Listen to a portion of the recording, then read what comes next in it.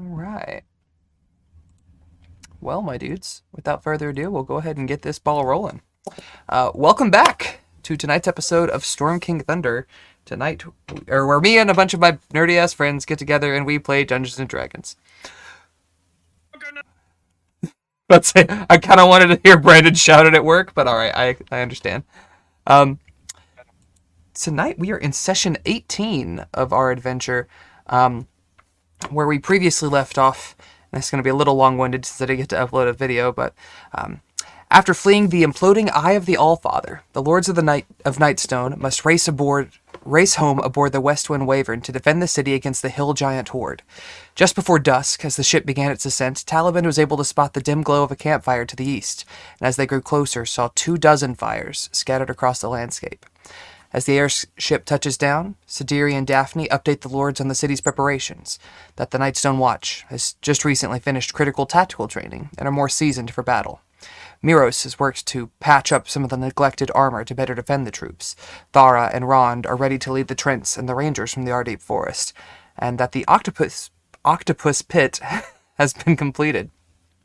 They also managed to expand the city and filled you in that travelers and traders were from all over were visiting Nightstone now that it was along a major roadway between two large cities. The Lords prepared for the attack to ensure the city is ready to defend itself. The octopus is released into the pit and seems content with the now saltwater moat between the keep and the town. Bergen stops by Helm's shrine to pray, discovers a few offerings have been left, and Tally hones and reconjures his Kai Karim hundreds of times. Tally makes plans to ride along the canopy of Thara's groves, while Zatari aims to take to the skies alongside the crew of the Westwind Wyvern. Gulbrand, Davos, and Bergen join the rank and file of the Nightstone Watch, and Ron leads the Ardeep Rangers into battle with a combination of archers on the field and in the forest. The next morning, as the wind shifts, a foul smell comes in, a rancid perfume of sweat, piss, and rotting food. And from the southeast forest emerges dozens of goblins, wearing shoddy armor as they nervously skitter from the tree line. Those in the keep and the towers are able to spot ogres emerging, spurned on by heavily armored bugbears, and finally trees began to topple as 8 huge hill giants break from the forest, some wielding uprooted trees, others holding clubs of stone and wood.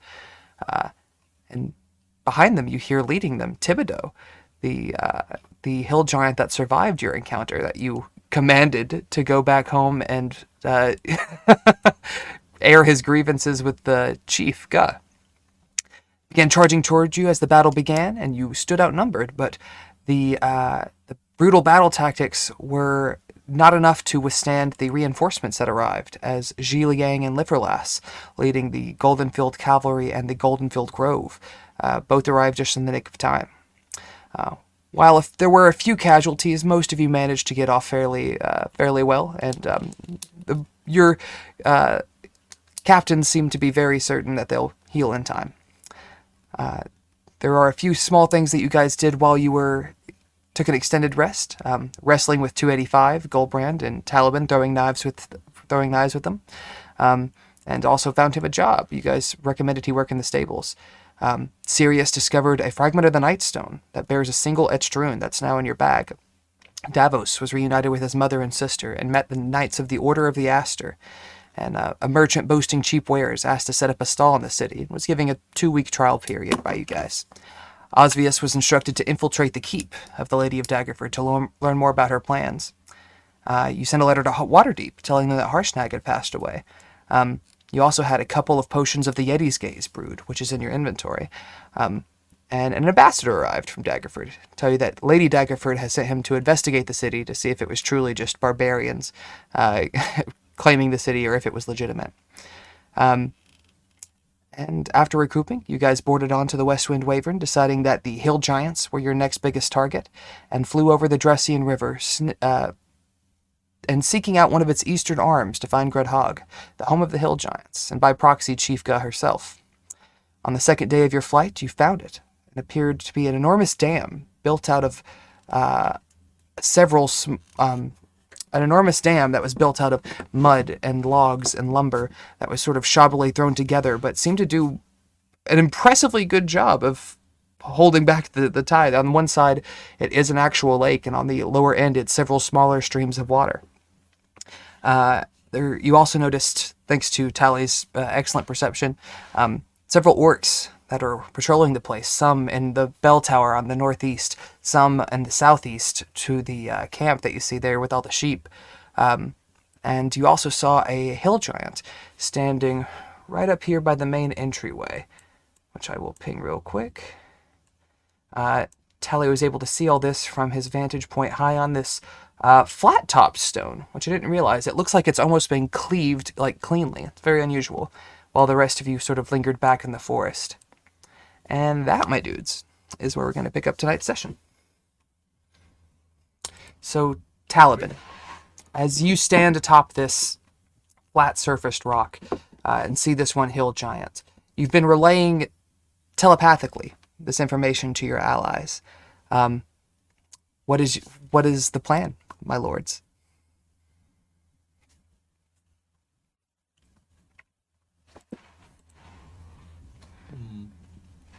Take another hit of force water.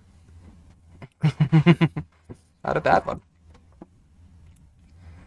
And actually, since it has been a couple of weeks, I will also... There are several entrances and exits to this place. For those of you that can see, there is the main... What appears to be the main entrance to this large barn built on top of the dam, here where this hill giant stands. But there is also a dock to the west that seems to have an entryway within. And by the bell tower, that you know is armed, you also saw another entryway there. And then on the lower level, you saw two entrances by the camp, where about 9 or so orcs seem to be keeping watch over the flock. And then to the northeast, there is a small tunnel that really only Taliban could see, but he would patch you guys into it. Yeah, and I think that's all the entryways. So, you have options.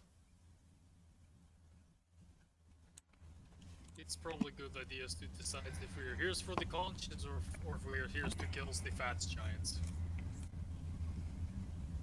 The two may end up being the same. Or both. Zatari, Zatari will nod and say, yeah, I never was in the Fire Giant Duke, his quarters or anything, but I've never seen this conch. I don't know if it's something they carry on them or if it's something they would keep under lock and key or keep close by or on their person. Well, this little head that's sitting next to hers on this broken carts, and Cobra will describe what it looks like. That's right. Visions, you did see it in your prescience. So he'll describe what it looks like and where it is, or at least where he saw it. He obviously wouldn't know where that is in this building from where he's standing, so... No. He says, we could grab it and get the fucks out, or we could grab this and kills this bitch. I likes to kill things, but also don't want to lose any of these children.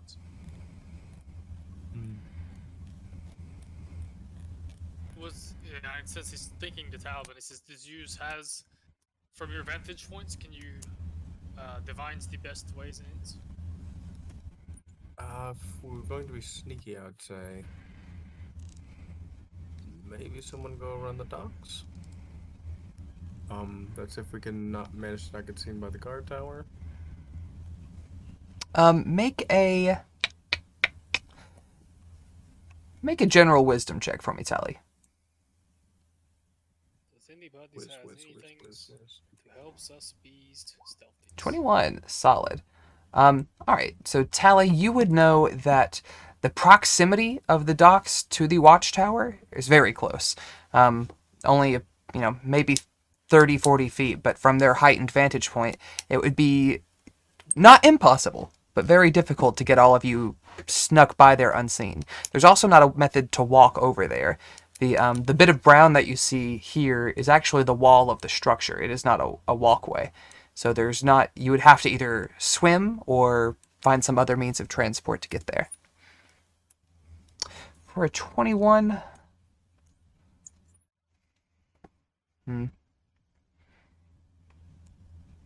For a 21, I'll also say that you only see one of the entrances that's unguarded, but that doesn't necessarily mean that there's not something or someone within it. And that's the one to the northeast on the lower part of this hill structure. No, that one's guarded by the orcs there. No, way up here in the corner. Just barely visible. Oh. I'll point that out to my friends. And you don't see anyone's around it. Not from here. Wells?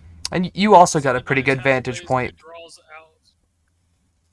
Sorry, you also have a pretty good vantage point from being in the airship on your way over here. You were able to scout out a little bit, suss out a little bit of info from there.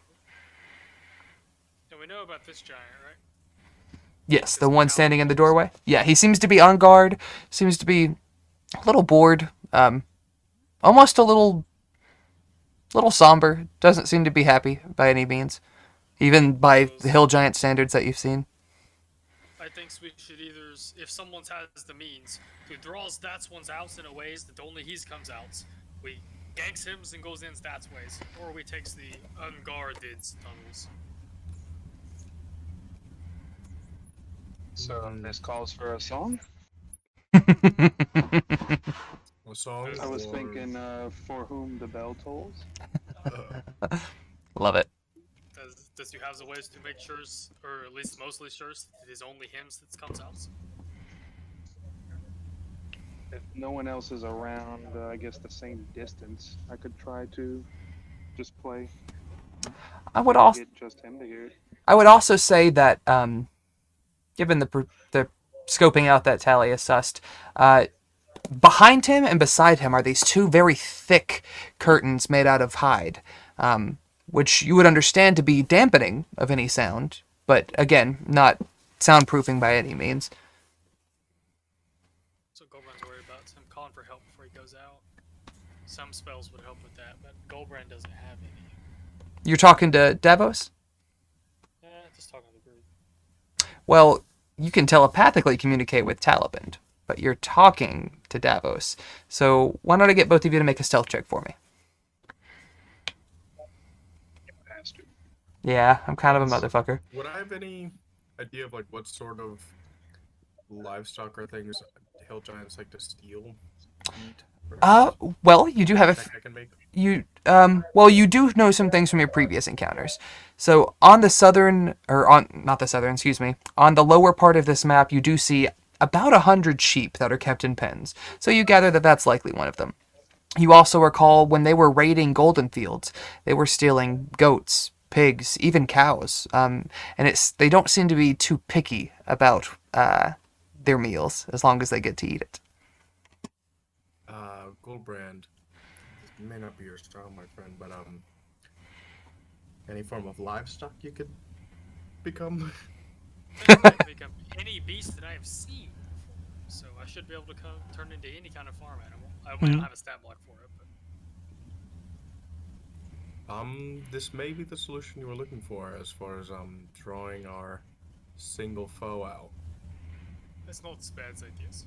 I likes it. I also has the ideas that maybe we turns loose their current livestocks, but that may only distracts the ones in the camps.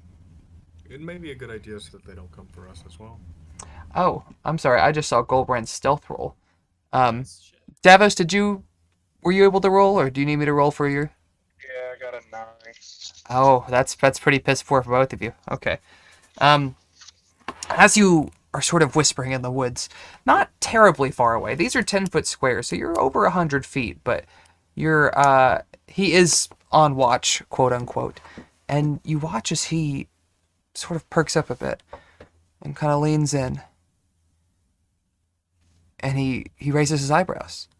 And you gather you've been spotted, but he doesn't seem immediately hostile. Instead, he goes, "Shh." And he looks back over his shoulder, and he shouts out in giant, "Well, I'm gonna go take a leak in the woods. I'll be right back. No need to send anybody out here. I'll be right back."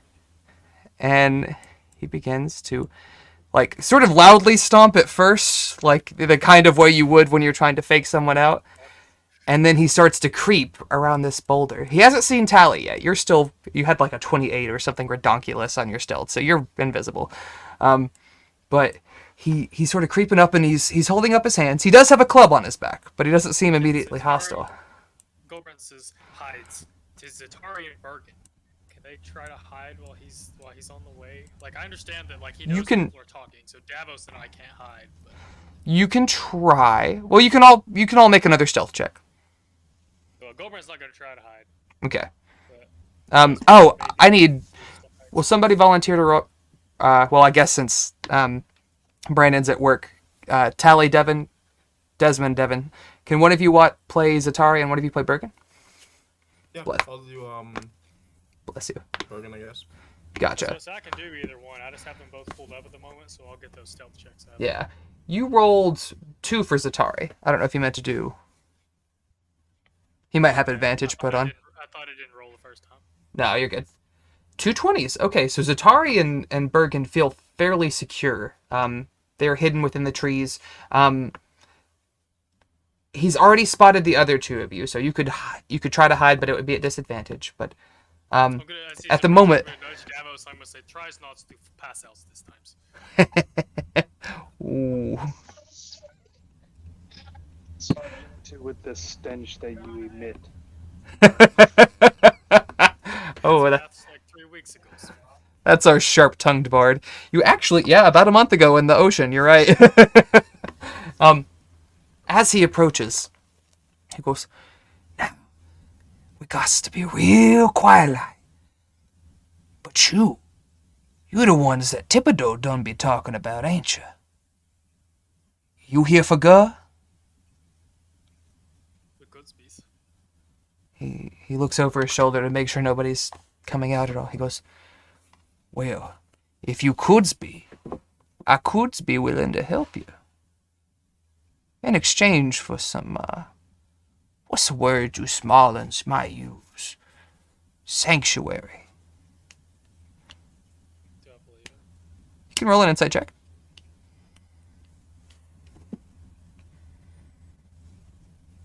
Is Tally privy to this conversation? Tally could probably hear it, yeah. He hasn't noticed Tally, but that doesn't mean that Tally's not, tuned in. He can also talk to you guys telepathically. Yeah. 16. 16. You gather him to be... Oh, well, hang on. I'm sorry. I told myself I would do this even if they're not lying, just so you guys ever know. Okay. You gather him to be rather forthcoming. It's a little odd, but he goes on to elaborate. "Oh, listen here. You see, Gur's meaner than hell. And all she makes us do is go out and get her food. She's made all of us her husbands. She's kicked out all the other women, including my wife, Moog. And that ain't no way to live. I love my wife. I don't want to be here with this one. But I can't just go in there and start fighting the rest of them. If y'all barge in there, you're going to find 4 more like me, plus Gur, and quite a few ogres, too. Not to mention the orcs that are crawling all over this place. But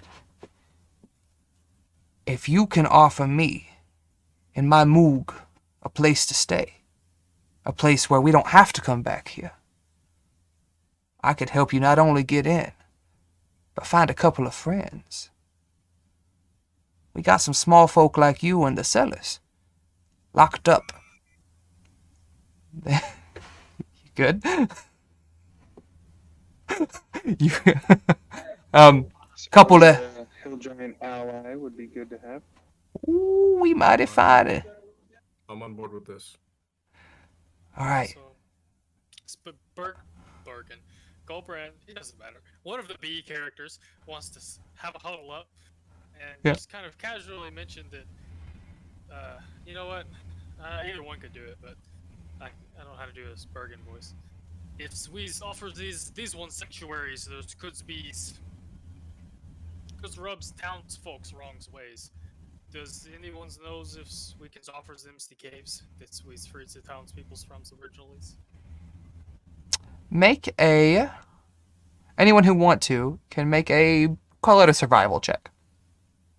Ooh. Cobrand good at that. Yeah. Better at that. Sally fills you in immediately, like, they could fit in the caves. There's natural animals nearby that they could hunt. It's far enough away from town to where they wouldn't directly interfere with the townsfolk. And you gather, as long as they kept their word on being non-hostile to your people, which from Goldbrand's insight check, it seems like they will. You feel like that could be a very suitable situation. I don't think they could use the same loo as us anyway. Gross. Speaking of Lou, not Thibodeau, I'm sorry. He introduces himself as Hurk. He looks over his shoulder and he's like, I gotta keep up appearances. And he wanders over and begins to take a piss on one of the trees. An obscene amount of disgusting liquid proceeds to roll downhill towards you guys. You kind of like skitter away from it. We're not going to talk about the member, but he's it's like, we gotta wrap this up soon. Pulls up imaginary zipper. You have a plan? Large one. A little bit. You see, I can don't get them orcs down there by the sheep. I can get them to fuck right the hell off. Now, inside, after a couple of rooms, you're gonna find some prisoners. And if you can free the 2 particular small folk in there, they help you out quite a bit. They're strong. Took a couple of us just to bring them back in. And if you can free them up, bolster your numbers a little bit, ooh, I think you might just make it. Against 4s of yous and Ga. Well, you'll have me. 2 ogres. Well, you have me. You have them. And all of you. And if you are as tough as Thibodeau done said you is, I think you might be able to take it. But that's up to you. Smart enough to come up with a better plan than a hill giant, so he says, this sounds like a great plan to me. He gives like a nod, and you see him begin to make his way down the walkway. And that connects down to the other area right down here, right where it comes into the orc camp. And none of you speak Goblin, do you? I don't think so. He begins sort of snarling, barking. It's a very disgusting sound, but in his large form, it's a very deep, bassy noise, as opposed to the sort of higher pitched, sort of squealy skittering that you hear out of actual goblins. But you do recognize it as the goblin language. And you hear a couple of the orcs sort of, almost in a bitchy tone, bark back at him, and he swaps to giant, and he goes, well, I'ma just go tell God that you ain't gonna listen to her. I guess we will have dinner tonight. And he starts to walk back up the hill before one of them barks back in goblin. And the 9 orcs down by the sheep begin to make their way out and into the forest. Doop-a-doop-a-doop. Doop. He comes back up the hill, and he gives y'all a very obvious wink, like a... and then begins to make his way back to the door. He's like, when you get them out, you let me know. If I hear fighting, I'll come here running. And makes his way back to his post.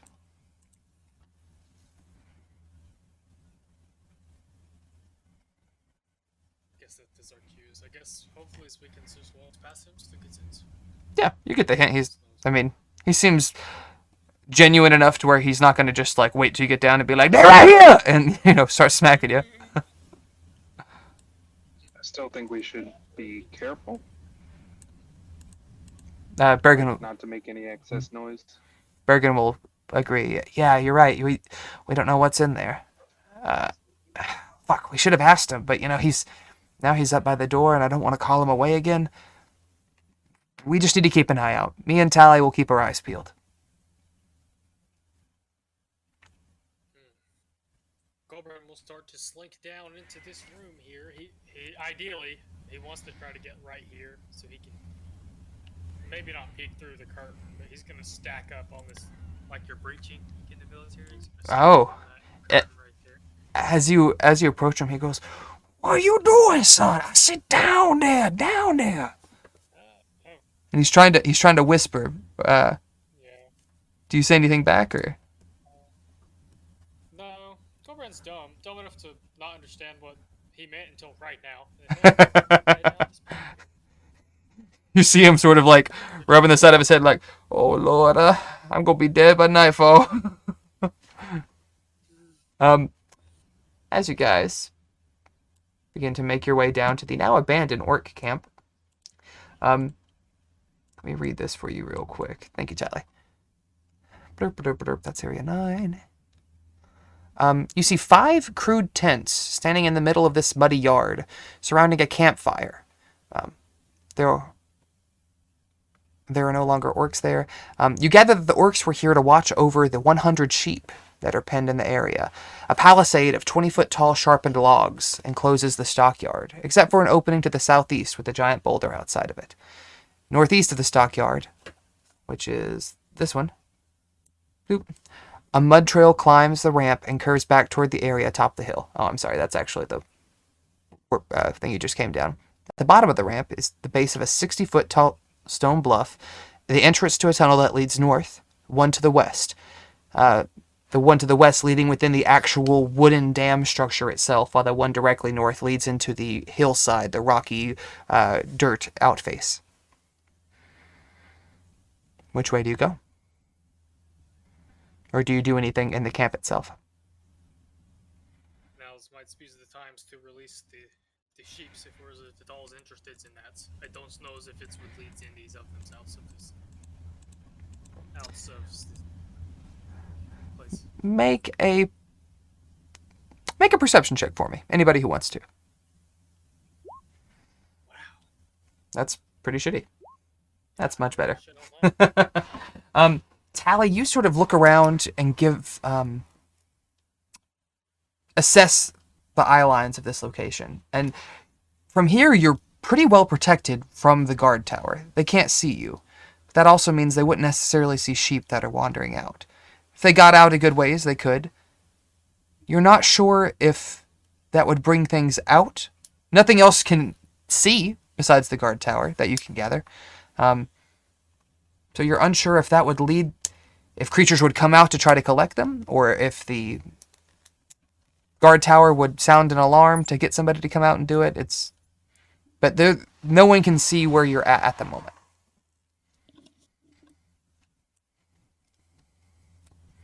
So it's worthwhile. If things go south and we have to run, perhaps then the guard tower might not, we could distract them a bit with the sheep. Say it's worth letting them go.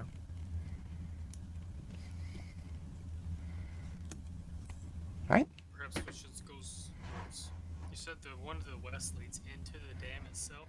Yeah, the one to the west leads into the actual wooden dam, and the one to the north is a stony tunnel. Feels like it's not smart warfare to leave your prisoners in the wooden structures. I suggest we go north.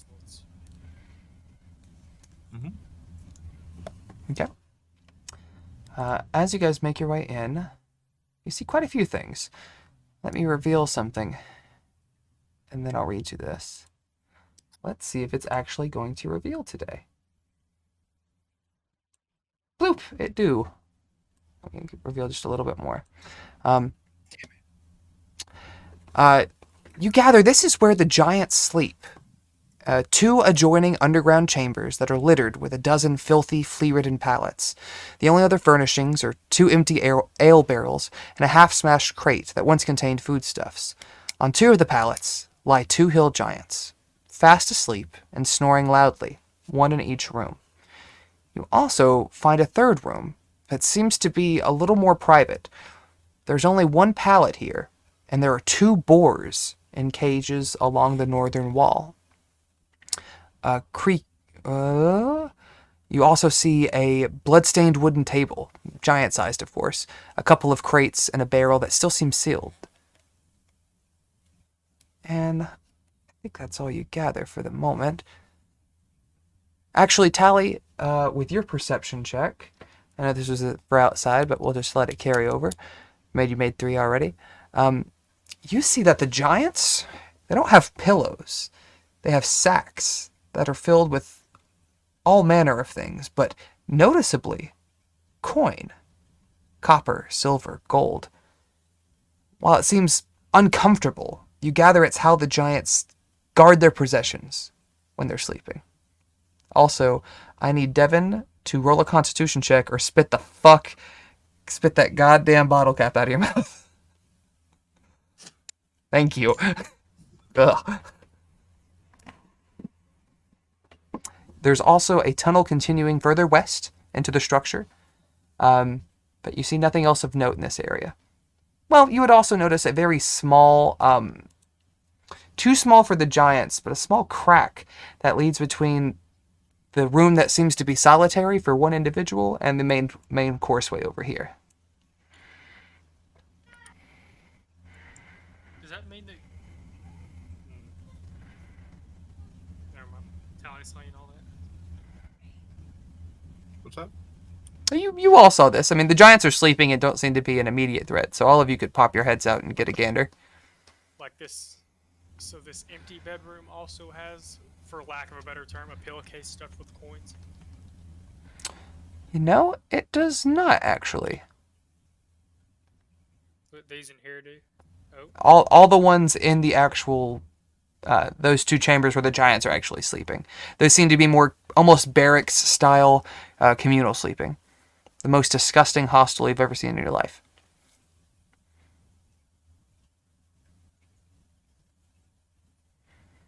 Are the shinies worth it? Devin.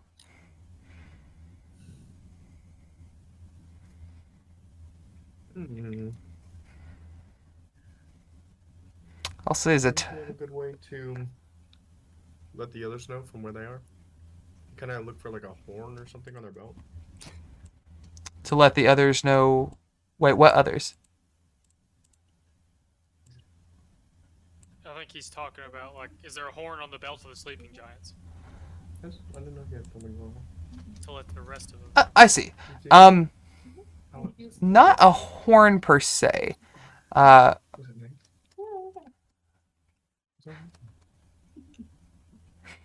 Not a horn per se, but you gather that as big as these creatures are. Shut up. Oh, God. Hagrid at the Yule Ball.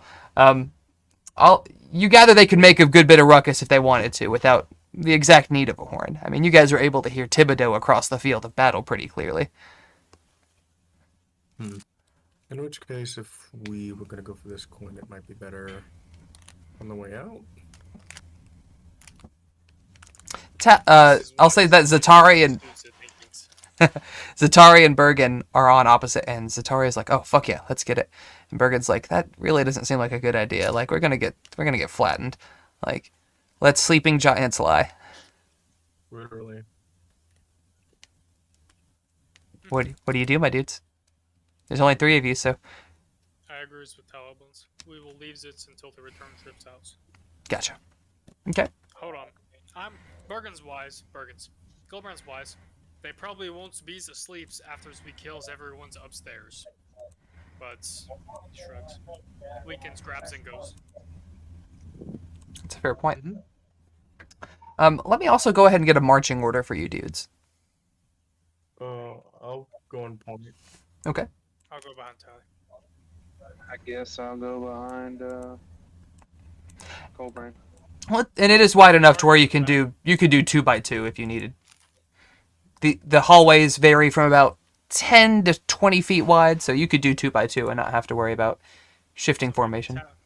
Tally Bergen together in the front line. Okay. I'm sorry, Tally Goldbrand in the front line. Davos and Zatari in the middle, and then Bergen bringing up the back. Alright. Sounds good. Sounds like a plan. The tank in front and the tank in back. And then a very highly armored bard in the middle. All right. So you guys are proceeding further into the chamber? I mean, yep. Goldbrand would whisper to Tally that he wants to look in that direction, since it looks like the only outlet. room they can't see. Yeah. Tally and Goldbrand. Well, I'll say Tally or Goldbrand. Make a stealth and a perception check. Yeah, I'll do that. Get it, buddy. Ooh, not your best perception, but a solid enough stealth. Let me roll something real quick. I'm not used to actually having to roll for anybody to see you, because it's always like 28. 27, like something ridiculous.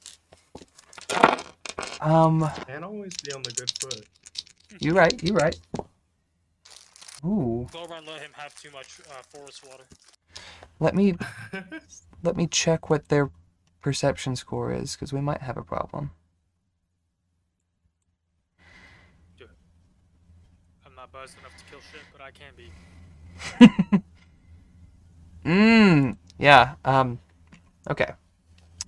So, you peek around the corner, and what you see is the walls of this room are packed with mud and logs jutting out of them, and it's rather much larger than you anticipated.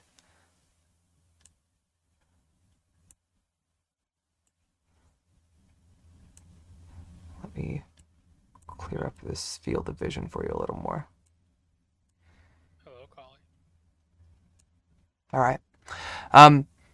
The river seeps through a gash in the north wall and forms a stream that cuts across the eastern half of this area, this big boy right here, before spilling out through a hole in the south wall, tumbling down logs as it goes. A creaky wooden bridge spans the river at one point.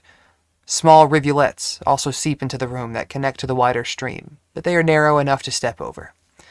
Timber pillars, caked in mud, support the 30-foot-high ceiling, which has 3 circular holes cut into it.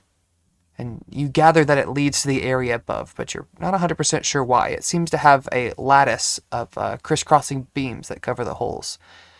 2 10-foot-high earthen ramps lead down to the chamber's sunken floor. That's this one over here, which you gather leads back outside to the camp, and this one over here, which seems to lead further west. Scores of fat pigs snort and waddle about and wallow in the mud, gorging themselves at wooden troughs overflowing with slop. Each of these pink dots are pigs, and there are at least 100 of them. Fuck ton. You also see tending the pigs are 7. 1, 2, 3, 4, 5, 6. Are 6 mud-covered bugbears, as well as an unusual, almost ogre-ish-looking creature with 2 heads. And anyone who wants to can try to make a... what do we call that? We'll say either a survival or a history check to try to identify that creature. Not a nature check. I would allow a nature check. Survival or nature? I'll do Survival, nature, or Do I get history. Oh, I rolled like shit. I was gonna ask if I get bonus points for knowing what it is. No, because you know, you know what almost everything is. Davos, got one of those, my man? He rolled an 18 according to my D&D Beyond. Oh, How do you know that? is it telling you over Oh, there? you can see it. Good. I can see Yep, it I got because an 18. my gold brand sheet's pulled up and he's in the same campaign. So when he rolls it, I can see it. I see. That's actually pretty nifty. Okay. Yep, I got an 18. on Solid. history. So, Goldbrand, or excuse me, Davos at least, would know that this is likely an Ettin, a 2-headed creature that is in the same way that ogres are giantkin, is also giantkin. Not full-blooded giant, per se. Not noble enough, quote-unquote, to be part of one of the giant houses. Hello, Roman. But still formidable in their own right. And you hear them sort of arguing with themselves. You hear, only gotta tell you, they don't respect us. They gonna just leave us high and dry one day. Another one goes, Boinka, man, I don't want to deal with this. We just gotta take care of pigs and eat. That's all we gotta do. Easiest job in the world. Shut the fuck up. I will also say that while you see 6 of these bugbears scattered about, 2 in particular look a little beefier. This red one over here. Oh, that's not my thing. This red one over here, and this blue one to the north. And these are small wooden fences that seem to be designed to keep the pigs from wandering further away.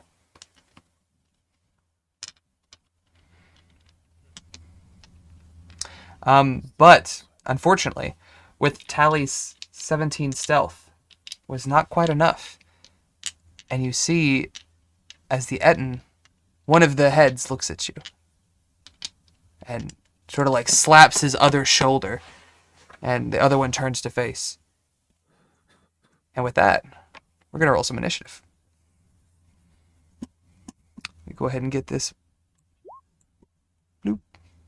Can you see Goldbrands? It gave me a thing. I see a 4 over here. Here's Nope. Atari's. Wow, I've not rolled above a 15 the whole night. That is We're still only, young. Like, yeah, 50 minutes in, and I suck. I mean, no more than usual. 19. Yeah, get it, my dude. God, y'all did roll pretty shitty. I mean, Not I all feel of like us. we have the high ground. We're in a defensible position. That's what you hope. Slow down, everyone. You do have a point. So, Star Wars RPG next campaign? Oh, Honestly, I have no knowledge of like history in Star Wars. same. Granted, it's a big universe. Most of the characters probably don't have a big knowledge of history of Star Wars. Oh, one of them got a nat 20, one of them got a 1. Tally, what'd you get, my dude? 25.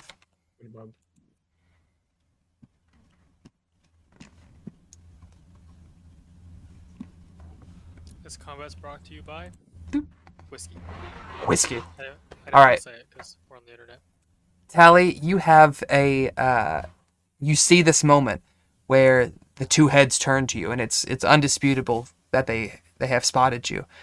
He hasn't had a chance to really shout out to his comrades yet. What do you do?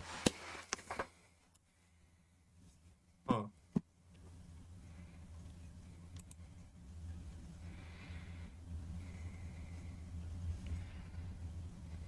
Tally goes, huh, for 6 seconds, and then When he says hug, Oberon's like, huz once. Hug. Yeah. that just creeps in behind you and like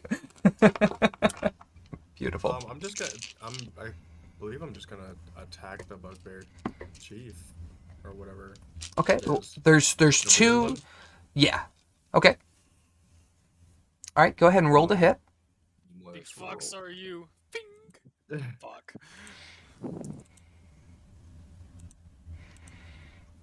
So that's 2, Ooh. 4. Uh, First attack. neither of those hit. Well, you are stealth, so you would have advantage on the hit. So both of those are your first strike. Okay. In which case. That the hits. Second. There we go. Yeah. And then roll damage on that. Sorry. Boom. Is that gonna be a sneak attack? I had advantage, yeah. You do, yes, sir. Okay, there goes that. Fantastic. And then I'm gonna mark him as a favored foe, so he will also take a D4. And let's see. I'm just gonna use my bonus action to do the other minor Kaikarim. Okay. Fire him, man. Where is it? Nice. Solid. Yeah. Excellent. He went from full to bloodied in one volley. You all watch as Tally, as you've seen 100 times before, immediately just and 3 of these daggers just go flying out and strike this bugbear all in its left side, one in the head, one in the arm, one in the waist, and immediately hand on its head and just curses in Goblin and turns over to look at you as all the other bugbears look over toward this area of the entryway. I will say that to hit him, you had to at least come around the corner here. You don't have to like walk all the way out here, but you do have to be somewhere in this channel here. Or I would go for something like that, if that's cool. Bloop, that looks good. With that, we go to the Ettin himself, who looks pretty pissed. And he gets to do a couple of things. he has a 50-foot movement speed. Oh, and these are 10-foot squares for friendly reminder. He crosses over here, and he's actually going to shove this bugbear here. Well, he's going to make a strength check to do it. Well, that's a 20, so that's not going to matter, but yeah. He actually shoves this bugbear 30 feet, and he actually trips over this small fence here to where he is prone, but he is closer to you. We're going to do that for prone. Unfortunately, he can't make his melee attack, so that brings us to Davos. What you got, my man? The bugbear he shoved is the one Taliban hit. No, he shoved a different one. The one that Tally hit is sort of on the far side of the chamber. None of them are within melee distance. Right. I'm gonna guiding bolt second level the one that he shoved forward. Okay. Go ahead and fire away, my dude. 5d6. Got a 17 to hit. Damn. Yeah. So that's damage. Oh, okay. Let me see. Trying to do this.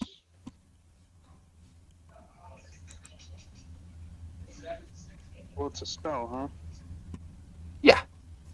You just make your spell attack roll. No, only. I was about to say only magic missile auto hits. I can roll it for you here if you are having trouble. Yeah, if you don't mind. Yeah, no problem, my dude. So, Davos guiding bolts. It's got a +5 to hit. Actually, wait, okay, I rolled a 12. You rolled a 12 to hit. 12. Yeah. Plus, is that total or is that not counting your +5? Yeah, that's total. Oh, my dude.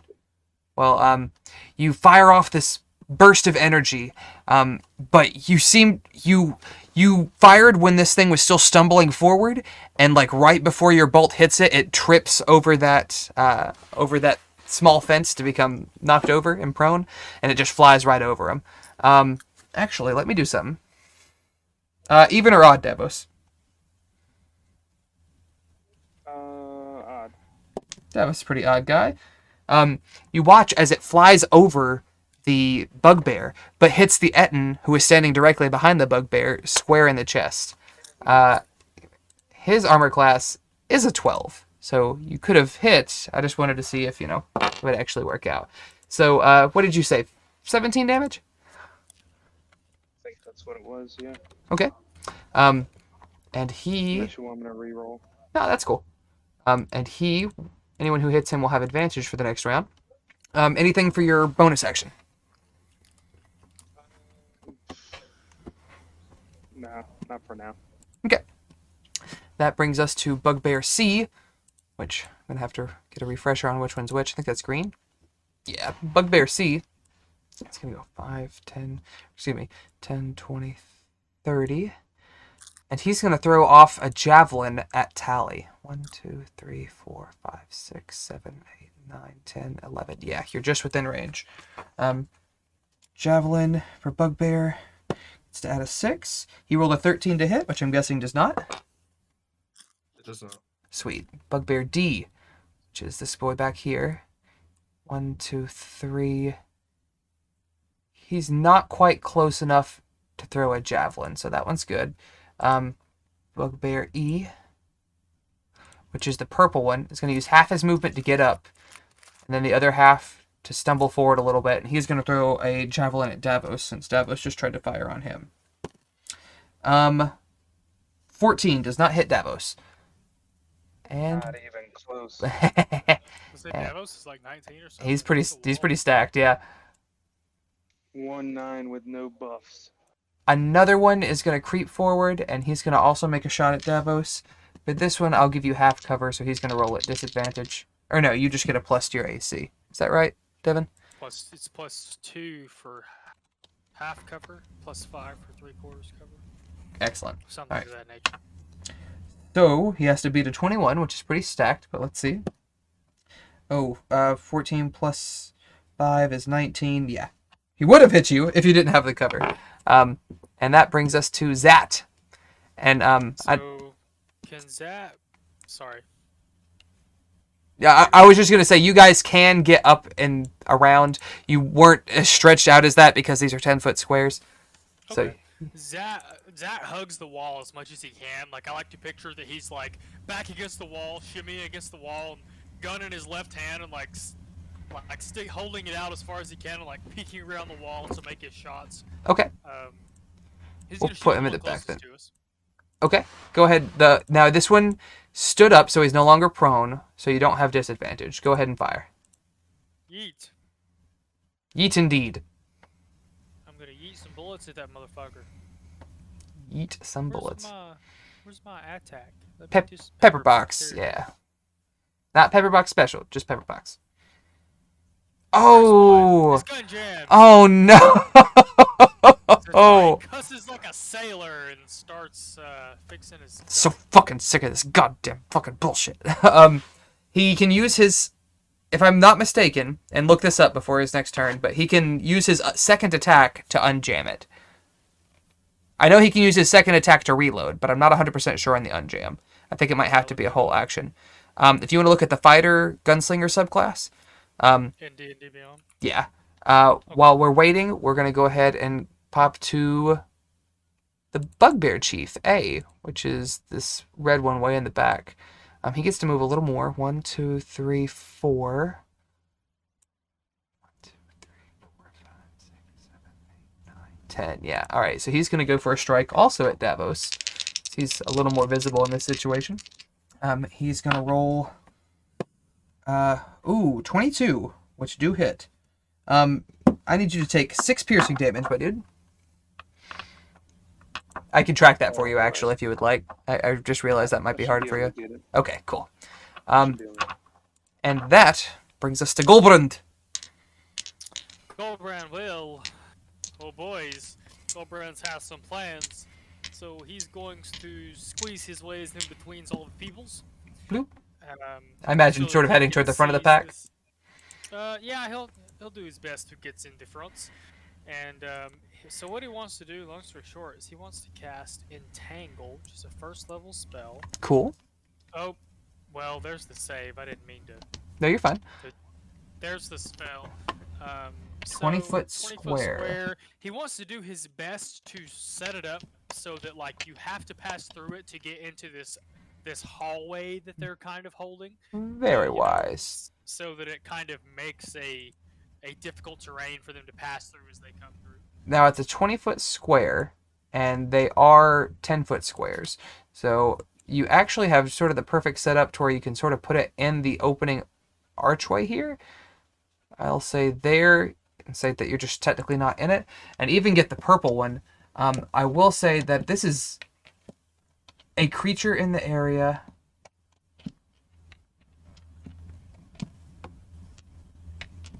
So it's difficult terrain, and when it's in the area when you first cast it, it has to make the save. Okay. All right. So this Bugbear is going to go ahead and make that save. Let me see what he's got. Strength plus 2. A 9, so he does not. So this one becomes restrained, which means that throws a brambleweed, as previously many episodes ago narrated. Throws a brambleweed out, and a bunch of brambles and vines pop up in the area. And then he lights up as a constellation and throws his bullshit at I guess at the one that's closest to us. Yeah, get him. Bonus action spells. Oh, you can't cast a bonus action spell because you cast unless it's a cantrip. Well, it's an ability. He lights up. He uses I'm sorry. Yeah. To become a constellation and. When you said bonus action spells, it made me get confused. Yeah, that definitely hits. Roll again to see if you get the 20. Well, does he get advantage because he's restrained? Yeah. Doesn't restrain to give you advantage? I wasn't sure. I can check it. 20, but 8 damage. A restrained creature speed becomes 0. Can't benefit to bonuses of speed. Attack rolls against the creature have advantage. And I think it also has disadvantage. One instance of wild shape. He did 8 radiant damage. And that will be his turn. Yeah, he also has disadvantages to attack and disadvantage on dex saves. As a reaction, he gulps some forest water. Get it? All right, you blast this one. who's sort of startled by these vines that have just sort of erupted and began to tangle him up. Sort of forced onto the front lines, not super eager about it. You blast him off as you pull back a constellation arrow and fire it off at him. With that, Chief B, who's much closer. 1, 2, 3, 4. He's going to set off at a small sprint and leap over this chasm, or leap over this, that river. He's going to have to make a check for it, but it's not going to be super high. Let's see. Nope, he passes. Got a 15 plus 3. He leaps over this, stops sort of just short at the vines as they erupt and begin to reach out. And he is going to throw a javelin at you, my dude. Devon. A 24 to hit. Okay, take 7 piercing damage for me. Heard.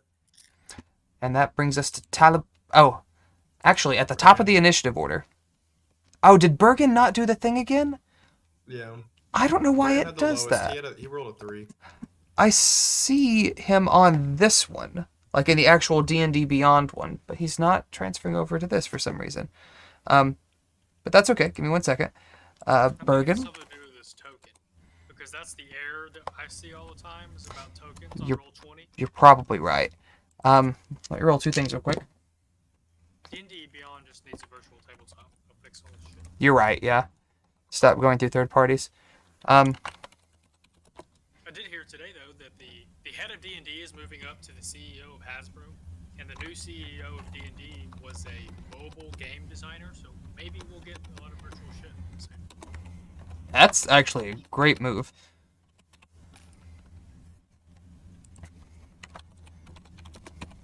You guys also watch as from the northern area, just behind where this blue bugbear was, 2 more bugbears step out. Bloop. And bloop. I think one of those. they're multicolored. I'm scared. Yeah, I had to. You had so many, I had to get into that territory. Okay, sorry. One of those is actually H and not F. But What with race that, is it here? we come back to Talibundo. Wait, no, Bergen? Oh no, you're right. I'm sorry, Bergen. He's technically popped up at the bottom since I already bumped it to you. Word. Bergen will cast Spiritual Weapon. Get it? Do I cast this at a particular target? No, you just choose an area. You can move it as a bonus action, and you can swing with it every turn as a bonus action. So you could choose where you want to conjure it within a certain range. I forget. I think it's like 60 feet. It's a good I think bet. Bill will see it though. Yeah, but he can peek around and get a general view of the cavern. Where are you thinking, my dude? So 60 feet is the range. So that's technically only 6 squares. So if he gets, I imagine, right up about where Goldbrand is. Yeah. Yeah. This says within range, so you don't even have to see it. That's pretty cool. You couldn't Where is it? you couldn't quite get close enough to the Ettin to cast it there, but you could cast it by one of these 2, swing with it this turn, and then next turn move it and then hit the Ettin, as well as anything else that wanders closer. Cool. Is this rock here, is that like a spire? That's- Is that something that goes to the ceiling? Yes, that is a support beam that seems to be supporting the barn-like structure above. I don't know if you guys saw in the chat from last week, there was an image of this. No, not the chat. I lied. Liar! It was in game notes from last week. My apologies. Word. In which case, I will spawn the spiritual weapon here, like right below this purple fella. Get it? So it says when you summon it, it doesn't attack, yeah? It does, yes. Indeed. So that is a 6 on him, and then I'll use the bonus action to swing again. I do not know Get it. if he's got a macro for this. I assume so. Oh, Yeah. Bonus action. 16 just hits. Nice. And then the bonus attack would also be. Wow, darn it. Well, no, it's the bonus action to conjure it, and it swings with that strike, but that's the only one it can make this turn. Your next turn and every subsequent turn, as long as you're concentrating on it, you can swing with that as a bonus action. So you still have your... The text says when you cast the spell, you can make a melee spell attack against a creature within 5 feet of the weapon. On a hit, the target takes force damage equal to 1d8 plus your spell casting modifier. Yes, and it's a bonus action to cast it. Yeah. So you've already used your bonus action for the turn. You still have your action. Yeah. Word. Okay, this makes sense. In which case I will use this brand spanking new Mace of the Magic. Yeah! Power. Bergen's not even here for it. I love it. Yeah, so that 17 also is... I'm gonna shoot this one at our blue friend here. Give me 2 seconds. Oh, had too much to drink. Got too hot. All right. Yeah, I know it's getting toasty. 17 just meets that one's armor class. It's a little tankier than the others, but you do you watch as Bergen conjures forth this large spectral mace that immediately just whacks this purple one in the back of the head, and then immediately as he's doing this, the same sort of aura, the same color magic that's creating the spectral mace is igniting his own mace, and he swings it around his head and pops off, and this you saw it before in the cavern and it was amplified at that point, but even at this normal stage it's still very a sizable force of energy, a couple of feet wide, just blast force, and hits this one right in the chest. I picture like Pike's energy in the Vox Machina series. Yeah, I'm behind, so don't you ruin anything for me, you son of a bitch. You've seen enough to understand. Yeah. 6 sorry, trying not to give you guys numbers. Okay. Alright. Anything else for... I think that's everything for Bergen. I believe it is. So that brings us to you, Telebund. Wait, what? Oh, never mind. Dumb. What? Never mind. You're dumb, I get it. So at this point, you see the other two bugbears stumble forward. What you got, Telly? I'm gonna do the bonus action strike first on our our blue friend. Get him.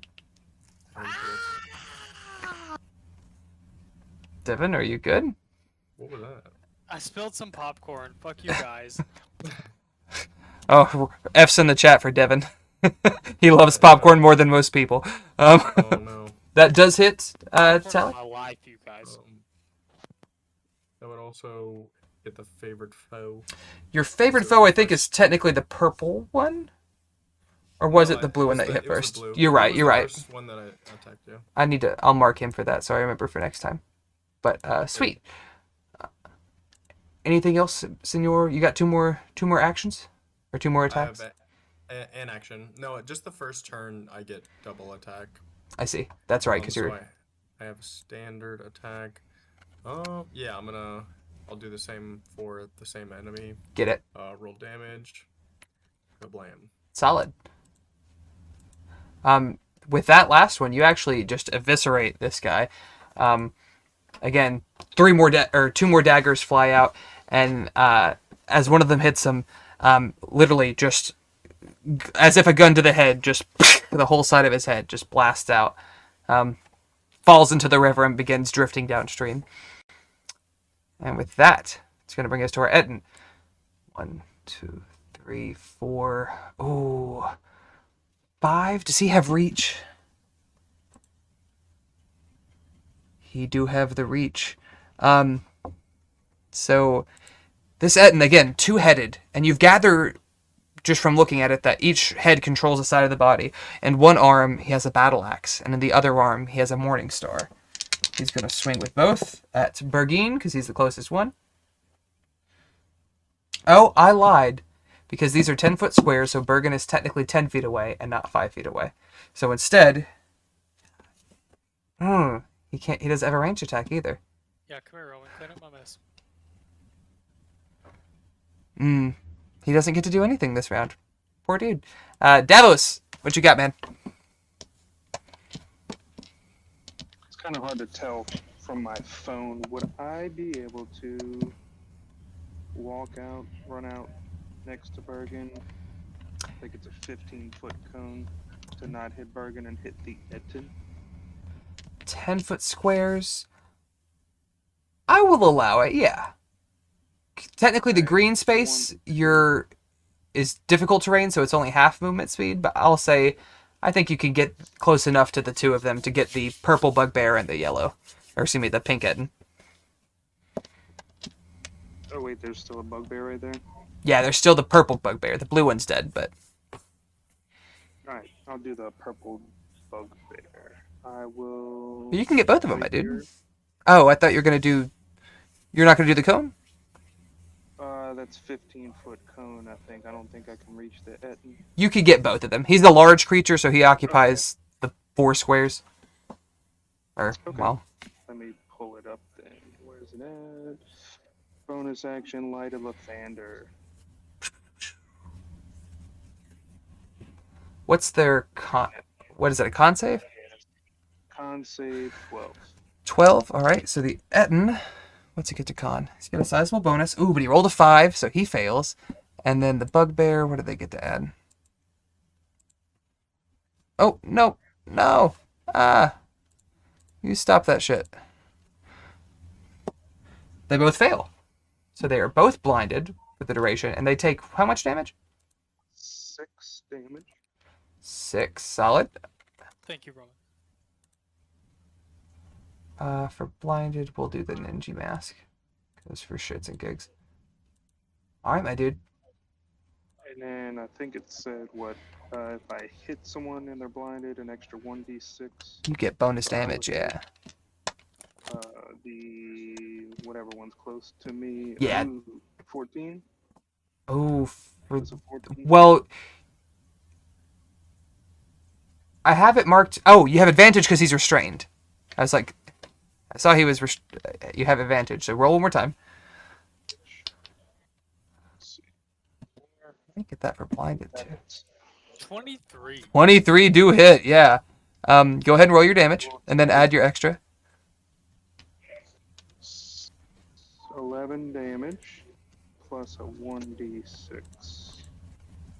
You don't even need to roll it, my dude. You go in, around the corner, and your amulet ignites in this light that just pierces through this relatively dim cavern. There's a couple of sconces here and there, but overall pretty dark, and you just... Absolutely, these creatures that are nocturnal to a degree are blinded by it. The Ettin, both of the eyes squinting, trying to cover each other's eyes, and you take your rapier, and it's sort of ignited with this holy light, and you just strike right through it, and it falls to the ground limp, gushing blood. Beautiful. Bugbear. Let's see. I was going to maybe... Oh wait, it says a bonus action. I was about to say. You've used I your... can just use a bardic inspiration to deal extra damage. I wouldn't want to do that. No, I'm good. Okay. Bugbear F is this one down here. 1, 2, 3. And he's going to fire off a bolt, probably at you, since he saw you. There's this blinding beacon of I light. was just about to say I Um, wanted to maybe do the defensive flourish, but alright, never mind. I mean, Wait. you used your bonus action in your action, so if you can... I'm sorry, with the lighter Lathander, get an AC increase by 1. Cool. Oh wait, no, that's permanent. Never mind. Yeah, that's like built into your stat block, I'm pretty sure. Solid. Would I be able to do a defensive flourish, expending 1 use of my inspiration? It's not a bonus action or action to do. Flourish, it says whenever you take the action on your turn, if a weapon attack hits, you can use one of the following once per Sweet. turn. Yeah, okay, then yeah, you're good. Defensive flourish. So he's going to... Bardic inspiration of D6. For you at this level, I think so. Because you're only a partial bard. Yeah, 1d6. Defensive flourish, I get to roll a d6 and add that to my To AC, AC. until the start of my next turn. 1d6. 2. So you're a 21 for the next turn? I'm 21 until I go again. Sweet. Alright, so this guy's going to try to swing at you. Oh, you're... No problem. Javelin. He got a 19 for a 24 total. So he does... again, you lit up like a lighthouse. He knows exactly where you are. Fires it off. You do take 5 piercing damage, please. That brings us to Bugbear C. Open doesn't help either because he One. sheds light like 1, 10 2. feet of bright 3. light, and, like 10 feet of dim light. It's lit up. So. This one's rolling to Bergen. He rolled a nat 1. He's actually going to hit the Ettin. What's his damage there? You watch as this Bugbear, the green one, throws off a spear and actually hits one of the Ettins in the shoulder, who begins immediately cussing at him in Goblin. That's going to drop him to that. Okay. And Bugbear D, which may have been the one that you guys just killed. Nope, it's this one back here. Another Javelin. We'll say to Davos again. Alternate. He does not hit. Bugbear E.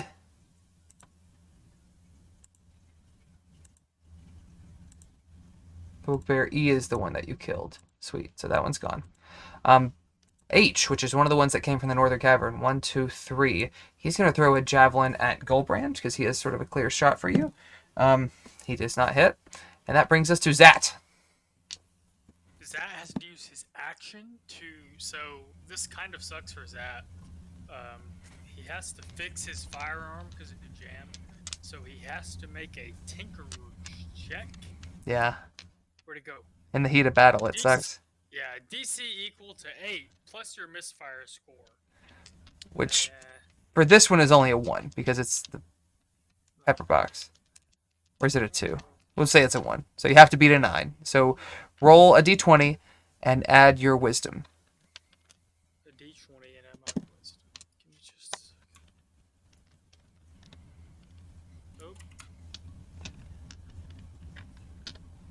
Oh, that beats it.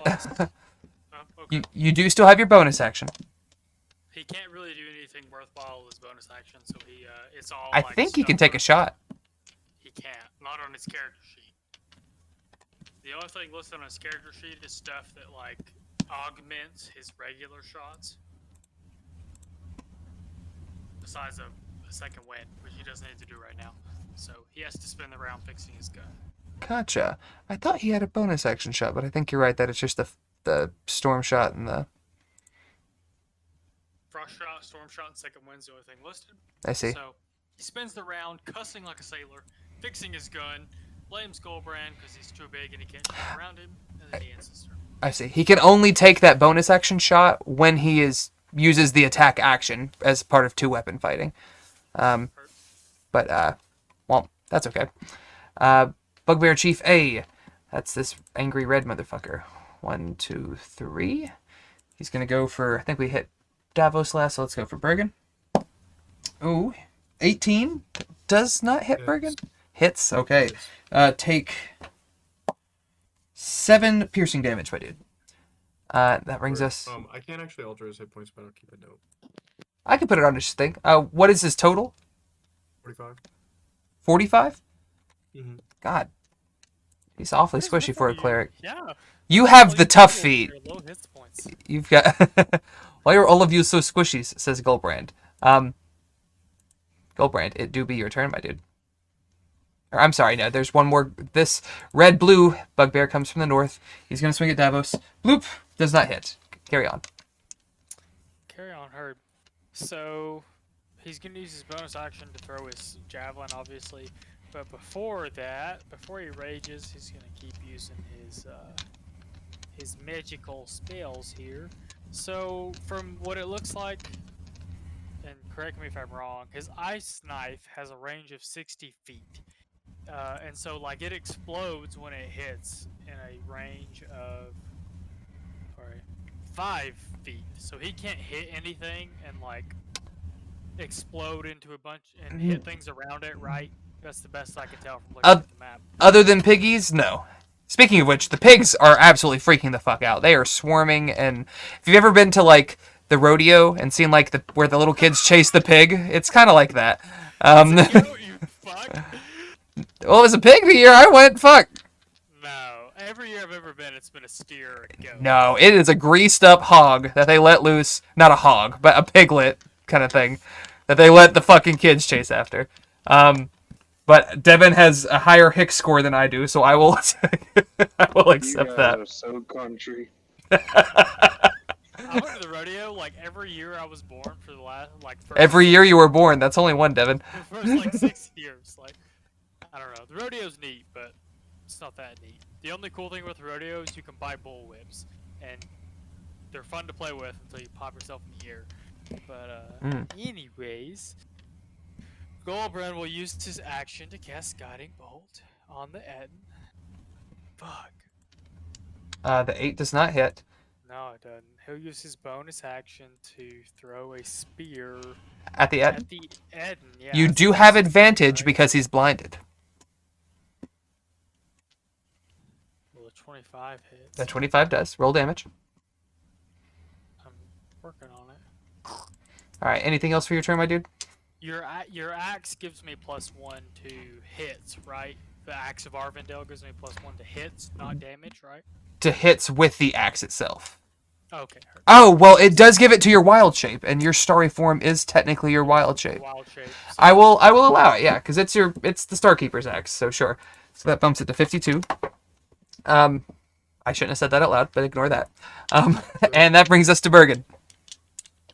Can't remember his numbers right now. Bergen will cast Sacred Flame on the Ettin. Okay. DC 15. Let me see if he has disadvantage on that because he's blinded. Oh yeah, it's ability checks he can see. Correct, yeah. Automatically fails, not even disadvantage. Sweet. Woo! All right. And then swing with the spiritual weapon. Sweet. Oh, That is not a the 12 meets, actually. The Ettin is not well armored. great.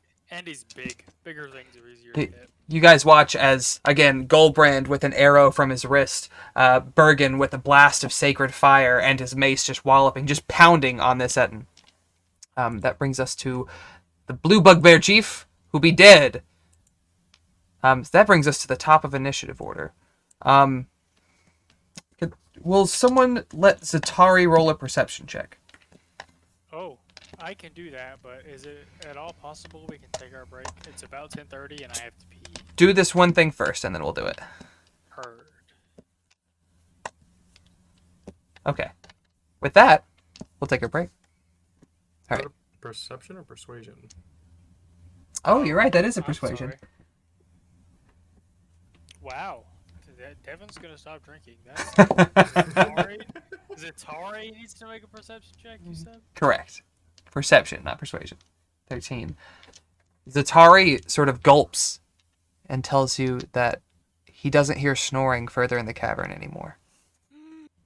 And with that, take a break. See you guys in 10. Great. It was. Yeah. We all were very sore. Was this your first time there, like to the Grand Canyon? Or Second or third, really. The first time I went, I was just on a road trip to like go live in California for the first time, And I just you slept gotta, in the yeah. parking lot. I slept in the parking lot, and then I went to the like overlook and saw it, and I was like, whoa. And then about, I don't know, like 3 weeks or so ago, myself, my partner, and our roommate Megan went and hiked like 6 miles in the canyon, and that's when we actually had the idea to do the big trip. Well, Megan had the idea to do the big trip. That's pretty sick. I mean, that... God. 44 miles, Devin. Joining late. Around the Grand Canyon. You're on mute. I'm in good shape, but 44 miles? Ooh! Yeah, it was Ooh. rough. It's a bit cray. I think we're back to our 10-minute mark. Is that right? I did not note what time we stepped away. Cool. All right. Well, with that, my dudes, we'll get right back at it. I believe we were starting back with the top of the initiative where Zatari just heard there was an absence of snoring coming from down the hall. All right. Go ahead, Tally. What you got? Can I move to, I don't know about this square that's like half kind of length, Yeah, half wall? because these are 10-foot squares, I would say there's a space there, yeah. And I'll put Goldbrand a little more centric to where he would probably be. But again, you have space to spare in between each other. I'll plant myself there. How's the Ettin looking?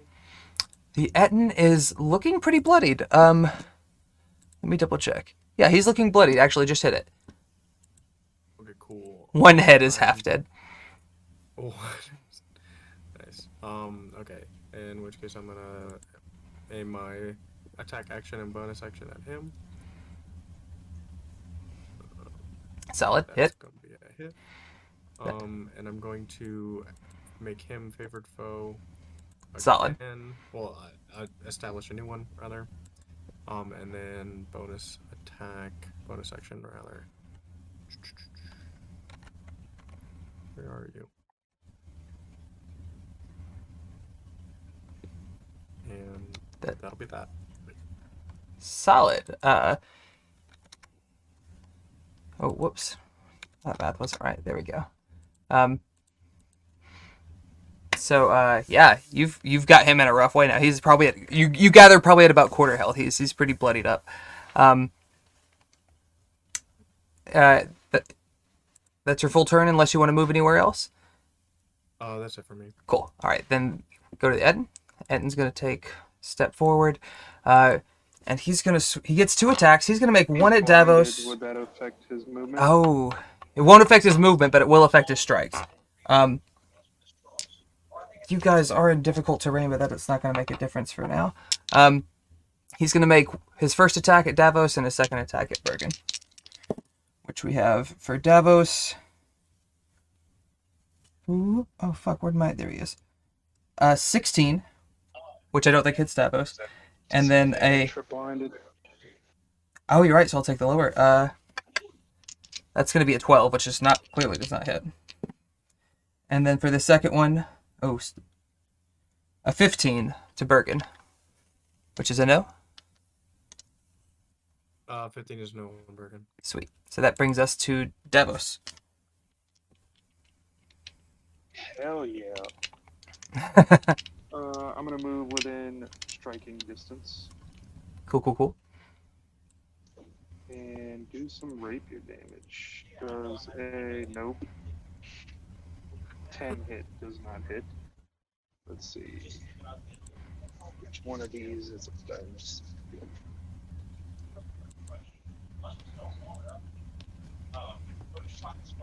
I'm sorry, I have. There's some people talking. What was the hit? What, a 10 to hit? I didn't hit. I did not. No, sorry. Right. And I was looking to see what I could do for a bonus action. Well, actually, you roll with advantage, yeah, because he's blinded. I did not. Roll again, my dude. Look at All you. attacks against him with advantage? Correct, yeah. Oh, so you. Ooh, I'm sorry. 20. That would have been sneak. Nat 20. Nat 20. Okay, go ahead and roll damage, and if we might back it up half a second because you are correct, Tally. What damage you got on that hit, Dev? 16. He is blinded, so he does get his bonus damage if you didn't put in the plus thing for Light of Thunder, the extra 1d6. 1d6.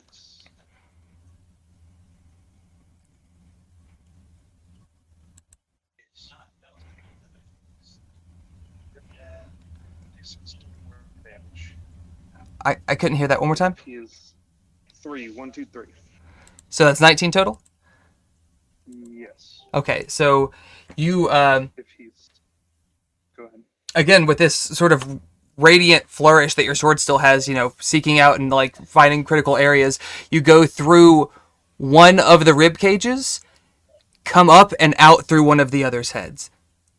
And you see one horrifying moment where one of the heads is alive while the other one is dead, and it's screeching before it bleeds out from the blow, and you pull out and swipe off the other one and just eviscerate it. Beautifully done. That's going to bring us to a couple of bugbears.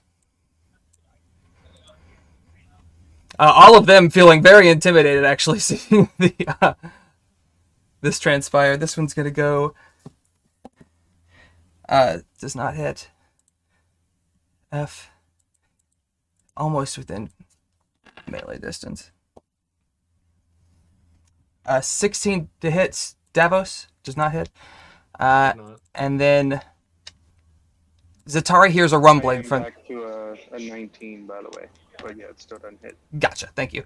And Zatari tells you that he hears movement And even Tally, you closer to the back can hear. You can hear the giants talking. They don't seem to like know exactly what's going on, but something startled them awake enough to be conscious. And because of that, I'm going to hide these areas over here that you currently do not see.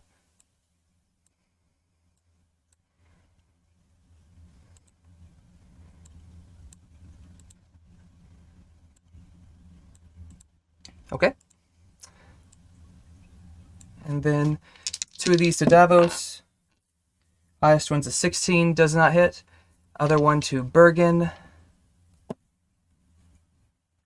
which with the 18, I think does hit. That's going to be another 6 for Davos, which I'll top off here. And that brings us to Zat. Devin? Zat's gonna do what Zat always does. He's gonna pop pop, That one. blast blast. He's over there. I believe. Yeah. That Ettin's still standing? Question No, the Ettin is down. That's what I'm- Missing one head and like the other one like pierced through and a hole where Davos's rapier was. Neat. What's the range on that blat blat? 80 feet. You're And he hit this one, I guess. he'll have to move a little further forward, probably to the opposite end of where Tally is there, but I think that he can fire off around you. Close enough. He's gonna take 2 shots. Can do what Zat does. There's the first one. Oh, for the bugbears? That does not hit. Second one. Oh, meets. Which one are you aiming at again? This one. North one. Okay, gotcha. Go ahead and roll damage for that one. It's 10. Sweet. Oh, I'm sorry. I see it now. And you bonus action. Or is that your bonus Okay. action shot? I don't think I can use a bonus action anymore. Okay. I think I have to declare them before my attack. It looks like it's something that like I would adds s- on to Yeah, I would say you could do it like a smite, so you could do this now that you've known you hit. I should make a note of that for you. He'll do frost shot. Oh, I can't mark it off. Interesting. I will do that. It does an extra 1d6. Oh, come on. Which I can't is type 1d6 for some reason.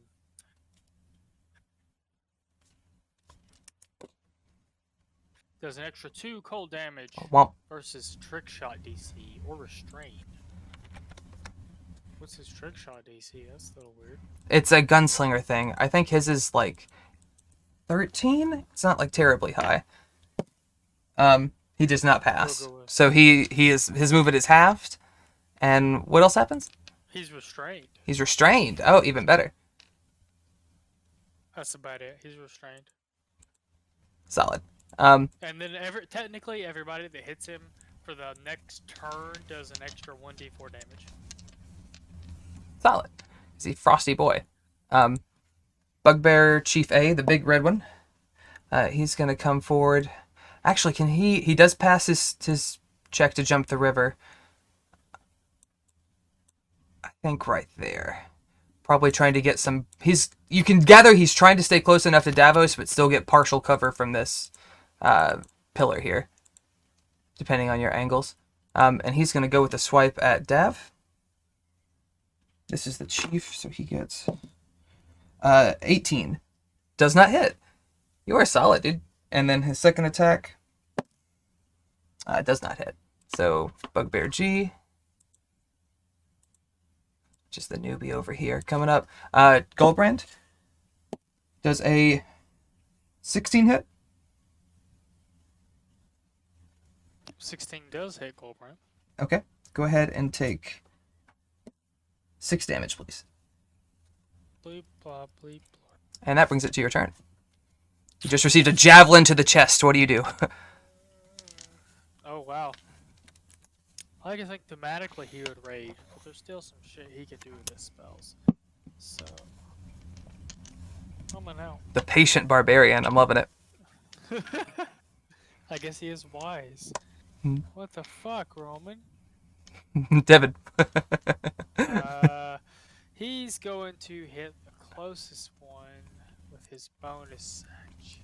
So If- I'm trying to decide. If you're going to make a ranged attack, I will let you know that he has probably half cover from you in your current spot. You are also still standing in a field of sprawling vines. Let me check the range really quick on Produced Flame. Come on. Doesn't actually say how far it reaches, like if you throw it. What's the range of the spell? Or is it a touch? It says self. Self. You make it at yourself, yeah. I will say 30 feet. You're not making a vast that's amount of 30. fire. Okay, yeah. Can I hit either one of these guys? Is that too far? He could take a step toward them in the river and hit them. Because right now he's technically Yeah. 50... there's 40 squares between you two. So I'm gonna try to move right there. Okay. Is that close enough? Yes, sir. And since he can't, it'd be hard to hit this guy because the red guy because of the pillar. He's gonna throw his first. He's gonna throw the flame cantrip at this guy. Cool. Roll to hit. Does not hit. Gross. And then he's going to use his starry form on the same guy. Gross. Oh, double whammy, my dude. I'm sorry. Oh wait, he is restrained, technically, and restrained. You would have advantage on those. Correct. So we'll say both. Here's the Produce Flame. That's much better. So we'll take that 7 damage from the first one, which works out. I didn't realize that. He gets an extra D4 or D4 or D6 from Zatari's frost shot. I love D4. Roll that, and then roll your starry form.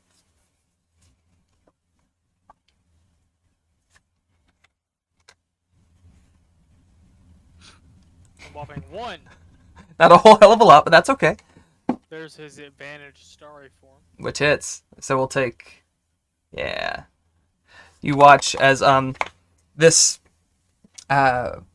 this bugbear who's been encased partially in ice from like the waist down, like he's locked into position. The edges of the river actually like beginning to freeze over a little bit as well from Zatari's blast earlier. And Goldbrand hurls a fireball at it and again pulls back one arrow, and as he shoots it, it runs through the fireball and makes contact at the same time and just blasts this one back over the railing and into this lesser river over here where he fizzles out and dies. Fucks him. More ominous noise from the back as we go to Bergen. Right. I will say, actually, Bergen, make a perception check, we'll say. Sure.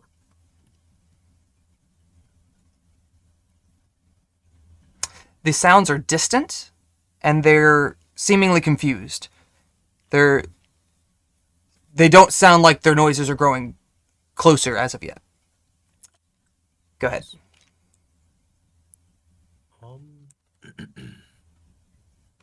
So did I miss something? Like the two people that were supposed to help us is past this, or were they in those They- cages as boards?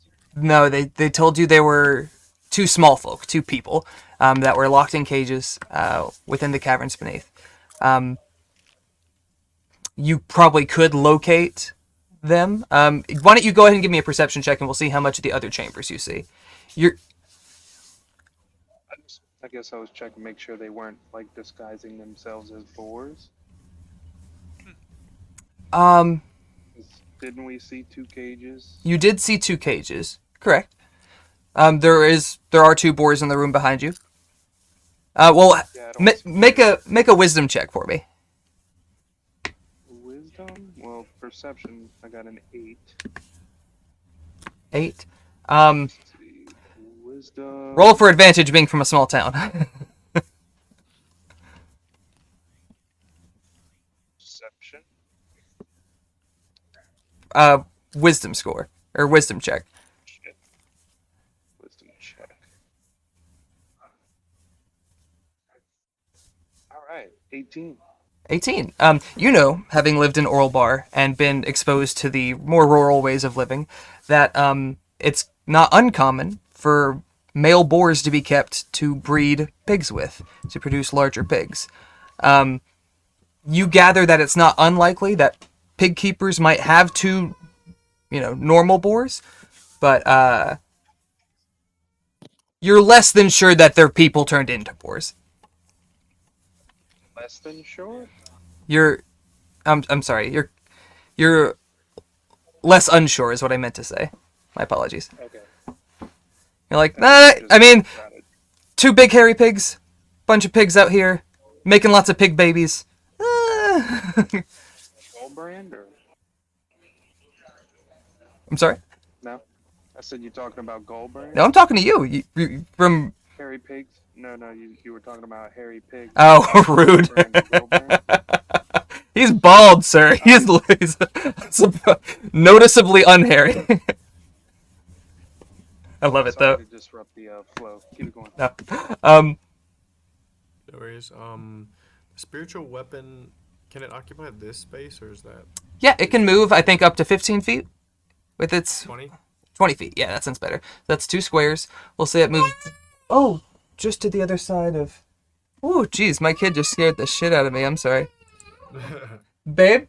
And then... Babe, you got him? Let's see. Baby? Am I able to get here? And would that be... Is that guy close enough to strike at them? I guess it doesn't really matter. Bergen's gonna go... Can I occupy this space with the torch? Yes, sir. Yeah, the torch is raised off the ground. Really? Yeah. I'm sorry. Yes, sir. The torch is mounted off the ground. Okay, wait. So Bergen's gonna move there, attack with...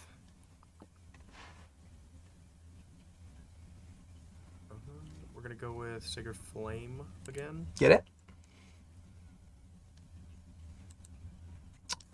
DC 15 save. Dex save. Oh, he rolled a 15, and I think they do have a positive score. They do. I'm sorry. Yeah, he passes. Okay, word. And then as a bonus action, spiritual weapon. Nice. All right. Pop. This chief looks still in pretty good shape. He doesn't even look bloodied yet. His armor is still, even though it's ragtag, it's still in good condition, and you gather that he hasn't taken much this game, or this round. As he squares up on y'all, he's going to take a step to be between the two of you. Is spiritual weapon going to attack when he moves? Spiritual weapon does not get an opportunity attack, but thank you for asking. That's a good question. So as he walks up to Bergen, he's going to go... he's noticing that Bergen seems to be easier to hit of the two. Goes for him. One of his swings is a 23, which definitely hits. And that's going to be 8 bludgeoning damage. Bergen? To Bergen, yes. Oh, I'm sorry, I need to mark that. So 24. Alright. Bergen's about half health. Not feeling great. Not quite, but not far. That's going to bring us to Tally. Word. Is that guy, now that he's moved, is he in my line of sight? Yes, I would say you have a shot of him around Davos. Cool. I'm going to use Hunter's Mark on that fella. Get it? And then my primary action. Ooh, 19. yep. All right. And for bonus? But I don't know, does Hunter's Mark pop off on the first? Does that yeah, it would go this time. Yeah, okay. And bonus action? Casting Hunter's Mark was my bonus action. I see. Sweet. All right, so that's going to bring us to the Ettin, who is dead. So Davos, back to you. You've just stabbed an Ettin through the rib cage, likely through the heart, and into one of its heads. What do you do? Celebrate. Do a little there's a moment of vindication as always, like a partial paladin, partial bard, where you're like, fuck yeah, I am a paladin. I just did some, I just stabbed something. It's invigorating. Overhand swing at this. What is this? A bugbear in front of me, Yeah, get him. Pop off. screaming out with like my adrenaline rage. I get a 22 22 definitely hits. Yeah. What's your damage, dude? damage. 10. 10. Okay. And then I'm going to use my slashing flourish to do another 1d6 of damage, Cool. Go ahead and roll that. which is the 3 more damage, so 13 total. Solid. And I think I'm out of bardic inspirations. Alright. And that was technically my bonus action. Alright, that's good. That's it. I'll say the rest are good. Okay. Alright, that brings us to a couple of bugbears. C is green, and F is this one here. Both of which are now within melee range. Let me make a check for this one to jump the river. Does pass. Natural 20, actually. He rolls with surprising grace as he squares up on Goldbrand and gets an extra 5 feet. Alright, first strike to Goldbrand. Actually, no, they're within melee, so they can make 2 hits. To Goldbrand. Ooh, that's a 16 and a 20. Dirty 20, but 20. Both hit. Okay. That's going to be... There we go. 10 piercing damage, please. And then these two to Bergen. Oh, a 6 and a 16? I don't think the 16 hits, does it? Or is that me?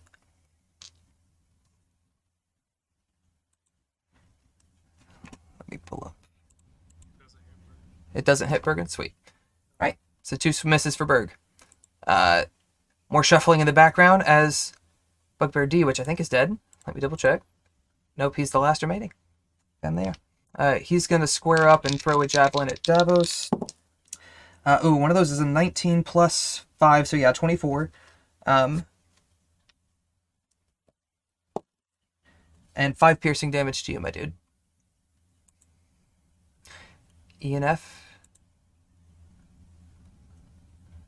Oh, loop. Alright, I heard it. Yeah, and then I'm looking for E. I guess he's dead too. Yep, okay, cool. And that brings us to Zat. Zach, who spent last round fixing his gun, is ready to shoot some shit. Can relate.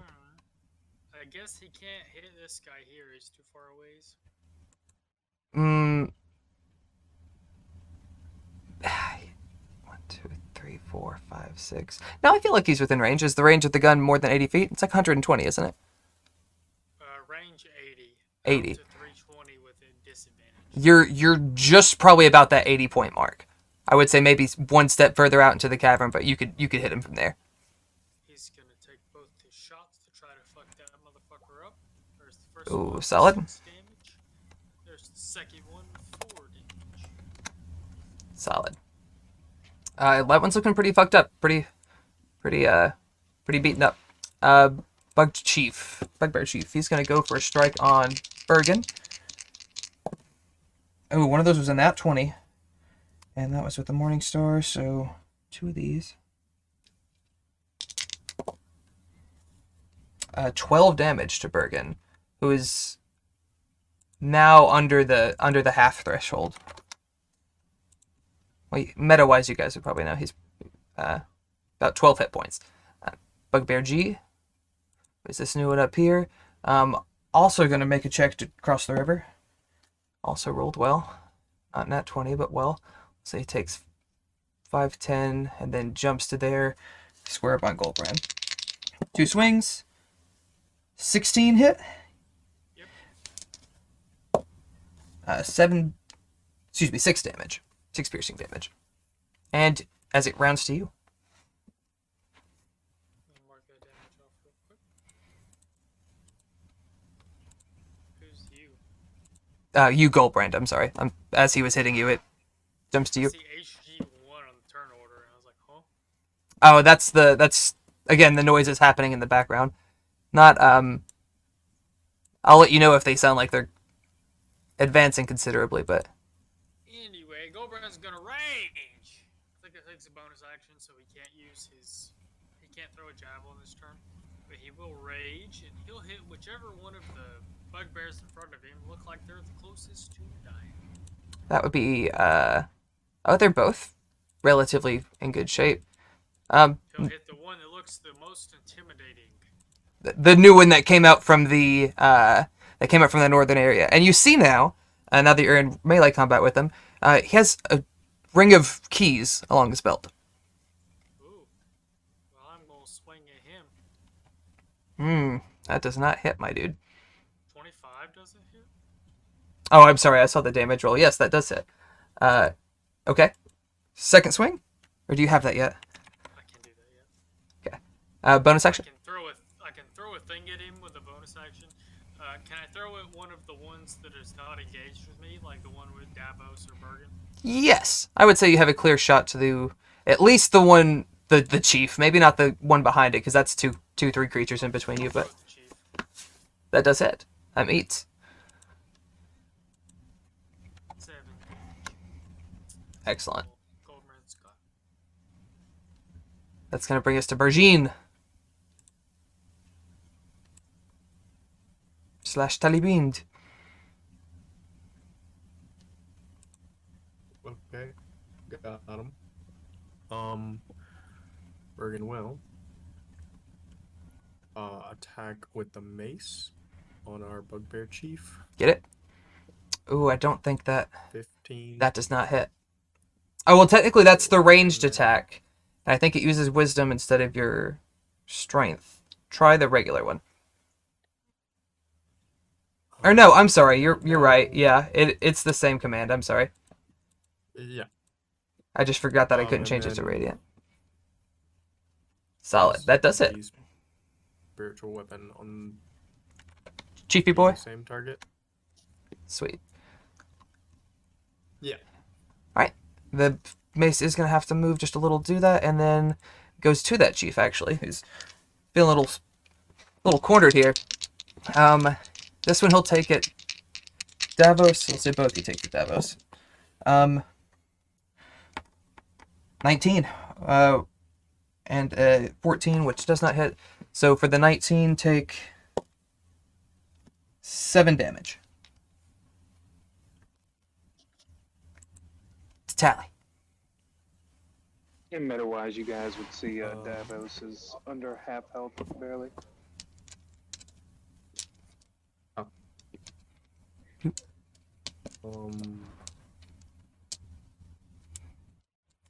Gotta throw my attack.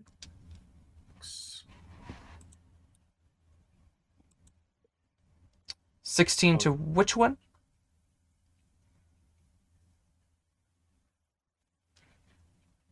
Does 16 hit the chief?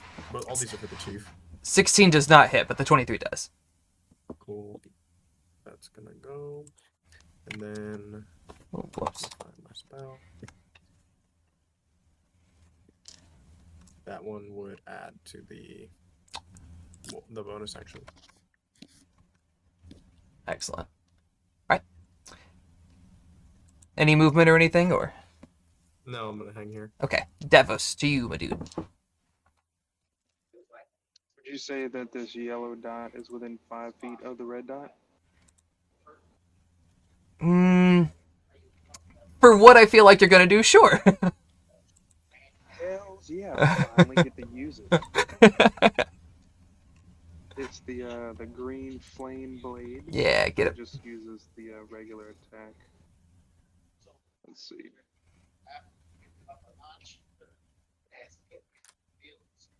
Extra 1d8 fire damage to the Yeah. target, and the fire damage to the second creature is 1d8 plus your spell casting modifier. Let's see. That's the damage. Let me roll the hit.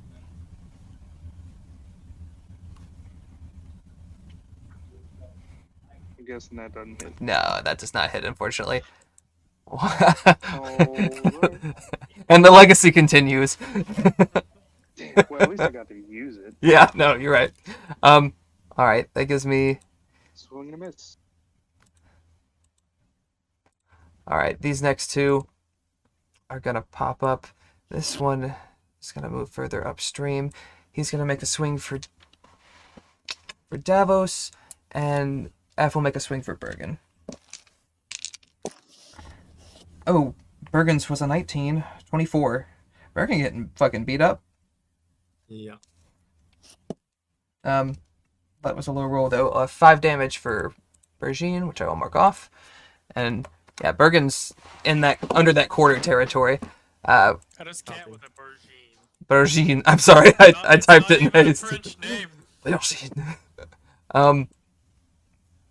There's the rumblings in the back are beginning to get closer.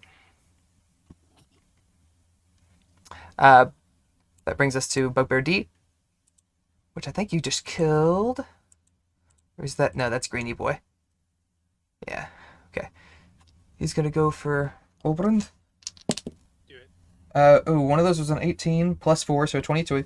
A level 22. 7 piercing damage. Zat! Goes to 3. Oh, because you're Rajin. I would like to rage. Raging over this field of vines. Entangling one of the corpses of the bugbears.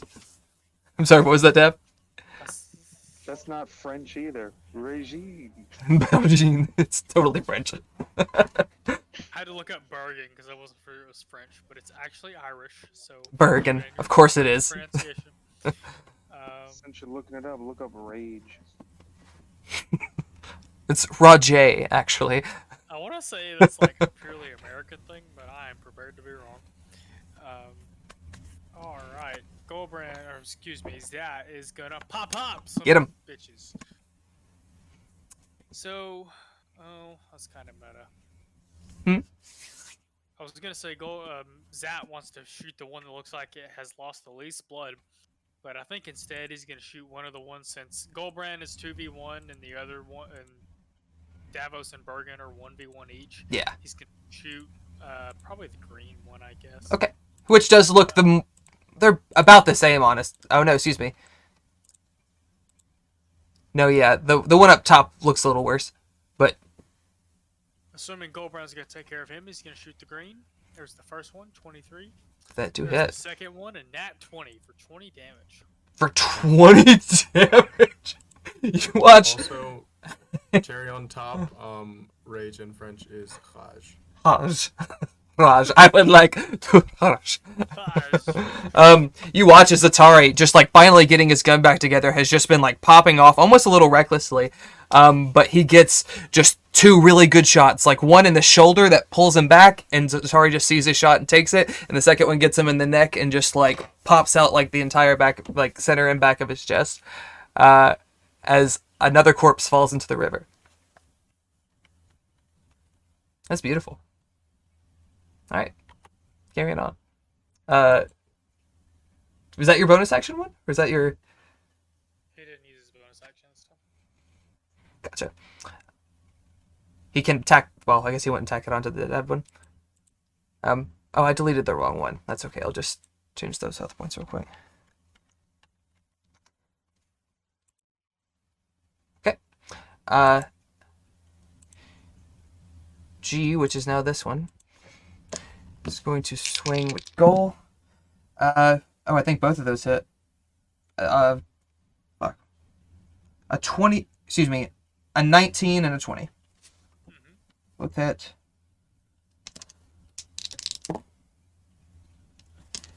Take 12 piercing damage Reduced to 6. as we round to you. Goldbrand's bloodied. Kind of pissed that he's bloodied after all this time. He's gonna take his first swing at that motherfucker. The one in front of him, get him. Yep. Ooh, Yeah, technically gets a 1 added to it. a 1. You don't think it's adding it into your math? He's already factored in. Into the, yeah, I think. All right. So, what's your bonus action? He's actually gonna take the disadvantage to try and hit him, the one in front of him, with a spear. As a bonus action? Can you do that as a bonus action? Well, like with his starry spear. Oh. Bonus action. That's technically a ranged attack. Yeah, so it gets disadvantage. Roll to hit. Actually, no. I'll say no disadvantage for this. Go ahead. That does hit. Meets. As Zatari just blasts through this one, Gulbrand goes in with the axe and like catches in the guy's shoulder, like he's barely hanging on, and Gulbrand takes his hand, and instead of pulling the arrow back, it just like shoots out of his wrist, like almost Spider-Man style, and just goes right through, also through the same spot. Not quite as explosive as the other, but just a clean, and a clean holes right through before blood just begins to fall, and that hobgoblin, Bugbear, falls into the river. Fucks you, says Goldbrand, very angry. More noises in the back. Bergine.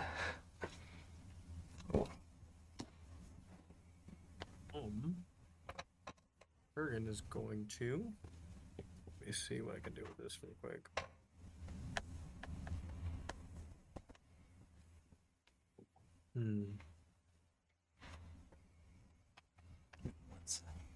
Seeing plenty of these, let's see who's close by. Bergen is going to turn to his buddy Davos and cast Cure Wounds. Ooh, solid. And then bonus action swing with the spiritual weapon on the chief. Spiritual weapon misses. Was the cure wounds to himself? That was to Davos. To Davos. Okay. Davos, did you get that? 12? Yep, I got it. Thank you. Cool. All right. That brings us to the chief, who's going to swing on you. Oh, he patched you up. Or no, actually, seeing Bergen heal Davos, I think he would turn to Bergen. 2 swings. Ooh, one's a nat 20. The other one misses. Davos is gonna cast shield. Yeah, I was about to say, but that would be nice if it was like, hey, if you could help out, buddy, that would be great. No, that so that brings him up to 22, I believe. That's not enough. He rolled a nat 20 and then has a +5 to that. Don't mark the spell slot for that, which will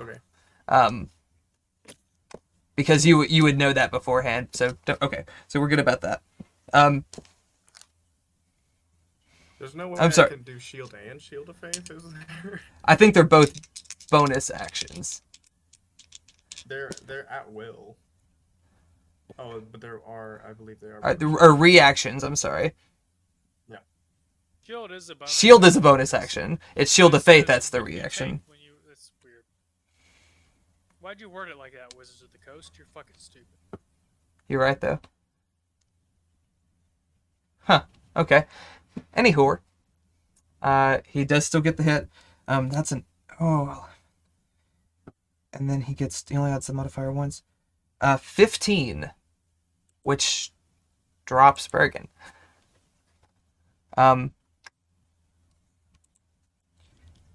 Given that she's in his armor, you see a dull glow from from Bergen's back as small flames erupt over it. And it's similar to his sacred flames in the way that they just they don't burn, but they coil around the body and just...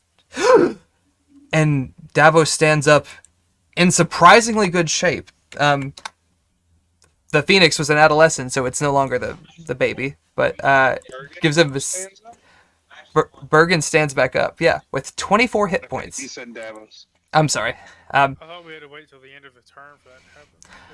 Was that immediately after his turn? That was just he's there.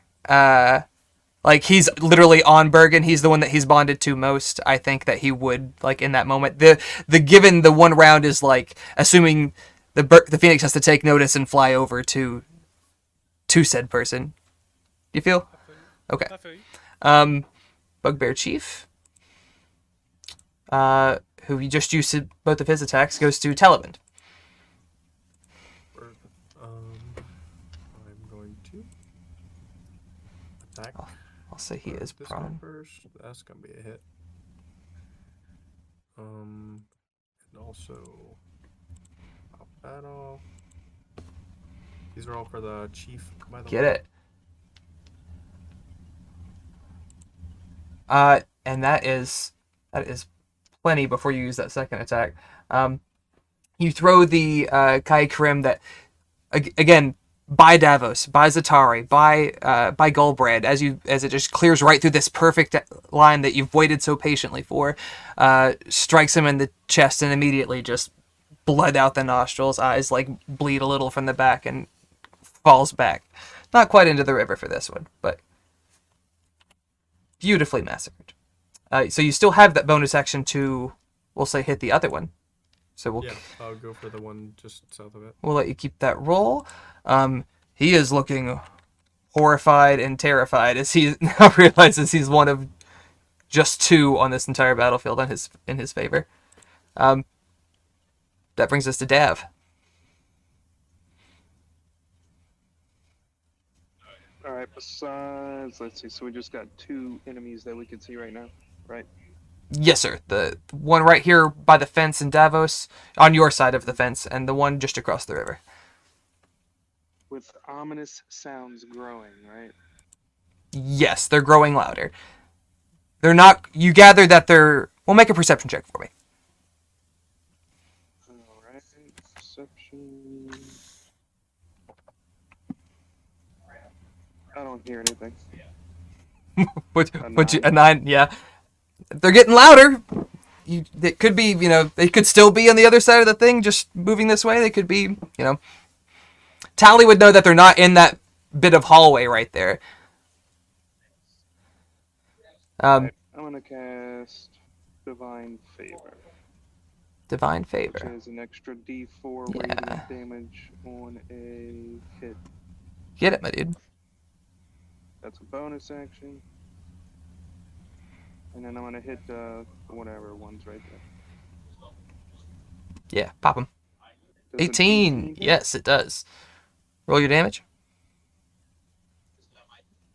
9 damage plus 1d4 Roll a 4. is a 2, so 11 damage. Solid. Again, Davos' sword just aglow with radiant energy, just it's almost stabbing him like methodically in the pieces between his armor. These bigger one, or their leather armor. Which brings us to these two. They both. The one you just hit's gonna try to run. Bergen gets an opportunity attack. Fuck it up, Bergen.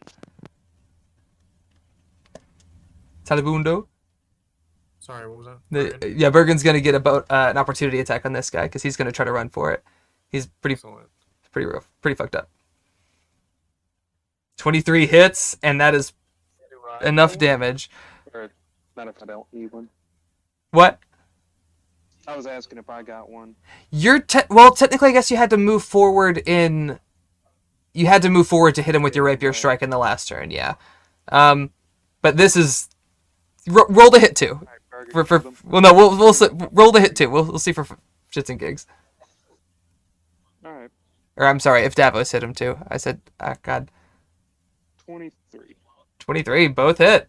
Roll damage. Well, we don't need roll damage. You, as both of the holy boys, once again pissed off, glowing in radiant energy from shields and blast glowing maces, and as well as the spectral mace, and then Davos with his radiant sunlight-like energy, just go to fucking town on this one and beat it into the dirt. I'm gonna do one thing where you technically wouldn't see this part of the hallway from where you guys are. And the noises grow louder. Zat.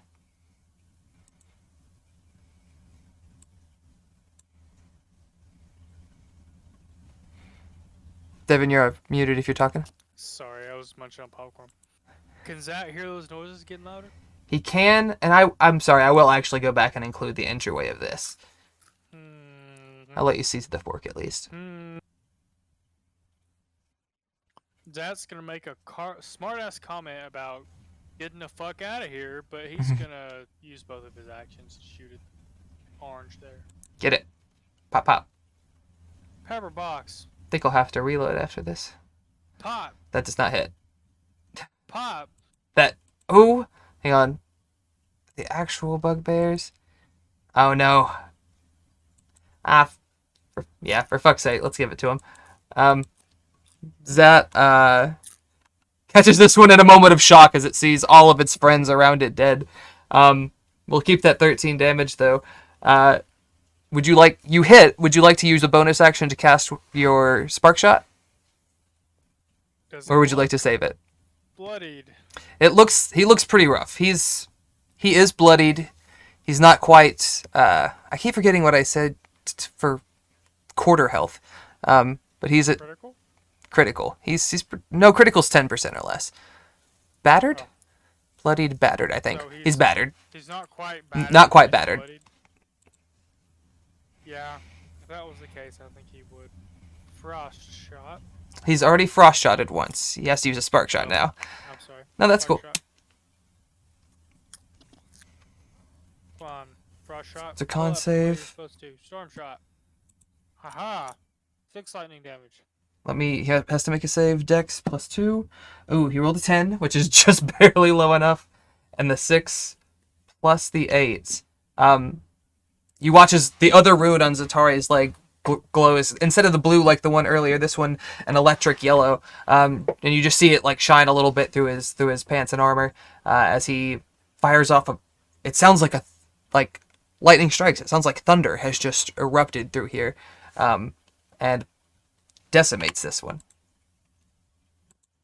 As there's that brief calm, as you guys finish up with that, you hear the voices in the cavern shouting and growing louder. You feel like you have only a few moments to act before they arrive into this cavern. It must be times to move zones. Which way? Says Zatari and Orkbergen. Goldburn, if he can, wants to jump this here and look over this fence right here to see into this area to see if Okay. there are any prisoners, because obviously they're all Go ahead. looking for prisoners. Would anyone else like to do anything in the moment that this is happening? Tally would like to move somewhere over here and see if that pathway leads up to anything. Okay. We're gonna do this. You get 2 turns worth of movement, which is, we'll say, 3 turns of movement. So 9 squares. Goldbrand, I think you can get there with 6. What about here? You can, yeah. Can he not see into here into here? Not really well. I mean, look at the angle you're at. Like, you would see part of this. I guess you don't see the rock wall there. I'm sorry. This continues on a bit to be like a hallway. Let me reveal, damn it. Goldburn will do what he has to do to try to see into there to make sure there's not any prisoners. So wherever you need to put him for that. In that case, he could get here before he sees any.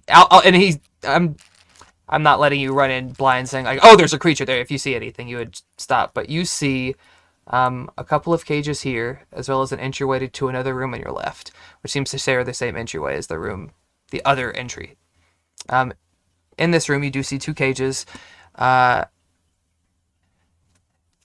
North of the pig pen, a few rivulets of water trickle down through this room, carve shallow ruts in the floor as they snake their way across.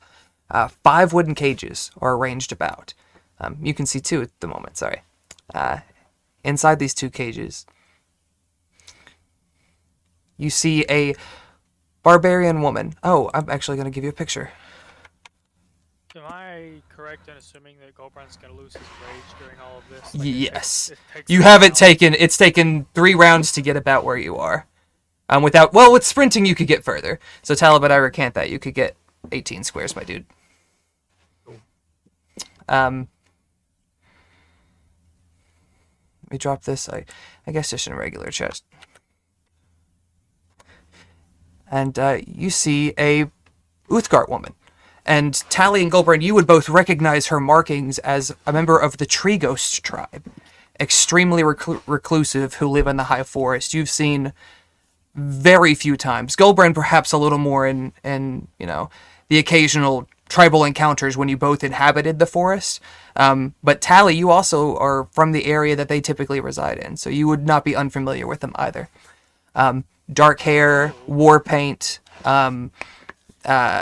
little worse for wear, but doesn't seem to be grievously wounded.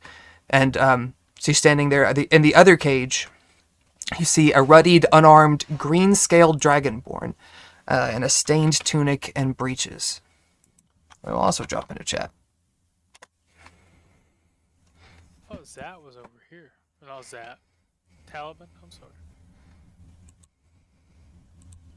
I did not move him, so I'm guessing Tally decided to move there? Or not? Yeah, I wasn't gonna make it up those steps with the amount of movement I had. Okay. I think everybody would have been relatively together too. Especially if two of you started heading over there. They look up at you, and the barbarian woman says to you and Bothy, "Thank Uthgard. Please, get us out of here." With pleasures. Goldbrand's gonna try to... He's gonna Break the use his cage? axe to try to break the... Whatever he thinks is the Ro- quickest way, I assume he would just try to cut them out. Roll to hit with your axe. I'll say with advantage. I'll say this is like the final moments of your adrenaline from the rage just coming out. But it didn't help. You clang a couple of times and you like knock a bolt loose, but it's still fairly secured. It's not about to bust open yet. I'm looking for spells. Or I'm sorry, these are wooden cages. You don't hit it, enough to break it, but you could certainly try again if you would like. He's gonna keep going. Wow! Roll again with advantage. She's gonna be bracing the cage. There we go. Okay. All right. You make the first swing, and it just kind of like bounces off. Like you get a bit of a notch in, but with the second one, you cleave it in the corner to where like the door and like one of the side panels just falls apart, and it actually like the roof topples in on her a bit. And she goes, "Praise. All right. Where are we going? What's the plan?" Goldbrand hands her his remaining axe, his obsidian hand axe. She looks at it. I prefer something heftier. You got a maul? Oh. Goldbrand makes a very weird face, then hands her the maul. He's like, Actually, yes, I do. actually, She goes. She takes it, and this is the wood and stone maul that you got off the werebore relatively early on. It has a very wild appearance to it. And she goes, "This reminds me of home," and she like smacks it a couple of times. "All right. Is he? There's a family in the other room. They're children, as you would call them, and she is not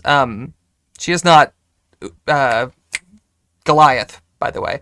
She is a she's a human." he says, goes and frees them if you must. We could use in the ensuing fights. There is more comings from. He like points the vague direction that he knows the other giants are coming from. I would say, as you're saying this, Bergen would have came over to investigate, knowing it's a prison, and would have seen 3 other people in cages. She looks at you after hearing this and goes, I could run, but I would rather fight. I would rather... Was not smiles upon you. You think not. You think you would not witness me this day. If he runs, sure as hell's nuts. Excellent. I'm glad we are in agreement. If giants are coming, we are best fighting in numbers or hiding. I'm not prone to being stealthy. I know I may not look the type. She is a rather muscular woman, but I can assure you that I can move with ease when needed. Go around waggles his eyebrows. Oh, God. Oh, fucking course. Yeah. He wouldn't respond to that. He would just continue to move towards. In this situation, he wouldn't respond to that. He would try to start breaking out the dragonborn. Okay. She does introduce herself, by the way, as Tyri. Tyri. Tyri. Was that your roll to hit the other cage?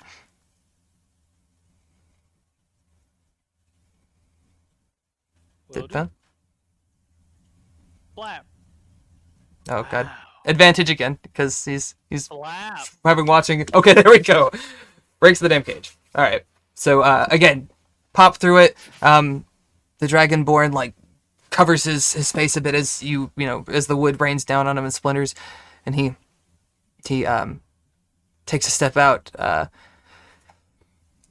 Thank you. Your aid is appreciated. I need a weapon, and he takes a step over to about here, and he looks out and about, and he sees one of the bugbears has a bow. Didn't use it. Used mostly javelins, but has a bow. And he reaches out his hand and curls his fingers, and the bow, like the whole body tugs, and then the bow like pulls itself just to where it's the neck and the hand are holding on, and it pulls further and flies into his grasp. And he squeezes it and looks on at you and like, all right, where are we headed? That's some these tricks. I know a few of them. Has Bergen had any success? I'm gonna roll a couple of times real quick. One success. We'll give him advantage too. Okay, so 1, 2, and okay, yeah. So in about the same time that it takes you to bust out and talk and have these things, Bergen frees a small farming family. A husband, a wife, and a young daughter, probably about 12-ish years old, all wearing worn, almost burlap-esque clothing, very tattered tunics, and they just appear to be commoners. They thank you and ask ask Bergen what can we do? We can't fight a giant. And Bergen would just tell them to hang tight. Or to get the fuck out of there. Yeah. in fact, anyone who wants to roll well, no, we'll use his passive. Okay. Bergen would gather that the walkway that you guys came closest to, let me ping this, when you first walked in, the pathway here, that this led to the camp that he knows to be empty. He would tell them to try to go for that way, but he knows that the giants are coming as well, so he wants them to hold tight in here for a bit. I would also say that you see the first figure start to approach the corner here. Yikes. And you hear, not quite see yet, the second one not far behind. Not quite that close. I think that's 5. You have moments to act. What's your plan? Big yikes. Tyri says, we could try to hide in here, circle around them, not necessarily fight them head on. If there's those two, there's likely others. I've seen another one that's a butcher. Usually he's on the other side of the cavern. He occasionally brings one of us out there, but usually pigs. Other side of the cavern meaning the west side of the cavern? The west Here side. We can't see? Correct, yeah, through this entryway. I see. Might be better to try and hide then. We are not here to kill all of the giants. We need to kill the big ones. Zat looks at the pigs out there. It's like, you could turn into a pig, walk right fucking out. We could This does not helps the rest of Zeus. we could hide in them. And looking at these pigs, these are well-fed hogs. These are sizable creatures. Like, they're not quite large, but they're medium creatures. Like wild hogs, like 600 pounds. Not wild hogs. These are pigs. They're not like, you know. I mean, farm pigs are 400 to 600 pounds. Like, they're massive. But they're not necessarily tall. But they might be that heavy, but they're not, you know. They're big enough to where they're taller than you would be wrist to shoulder. Stefan sips from a bottle of whiskey. Can we, Bergen will go, can we try to throw them off? And I'll say at this point, you guys are all sort of in this cavern together, so they're not, like, out there waiting to be seen. If we all got in the cages and pretended to be locked in, would they false for it? He's kind of asking the prisoners that have been around the giants. Tyree goes, they are pretty fucking stupid, but I feel like they would know 2 prisoners per cage as opposed to 1 prisoner per cage is a little more difficult to pass off. I was afraid of that.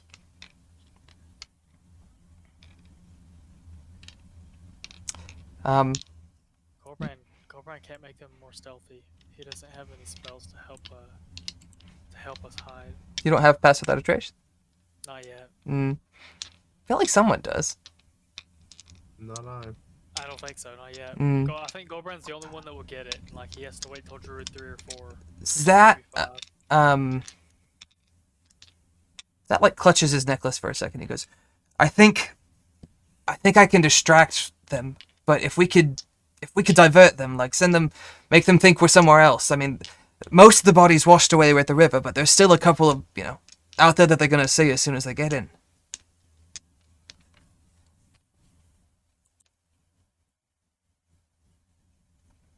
Whereas was these ghosts while they were distracted? Well, You said that those holes in the, like there are holes in the ceiling. Correct. And they have wooden lattices. almost like a, Necessar- not a palisade, portcullis. Yeah, so not necessarily. There's not ladders leading up to them. No, sir. Didn't think so. And that's 30 feet in the air, so it's like it would be difficult for them to get up to those. Mm-hmm.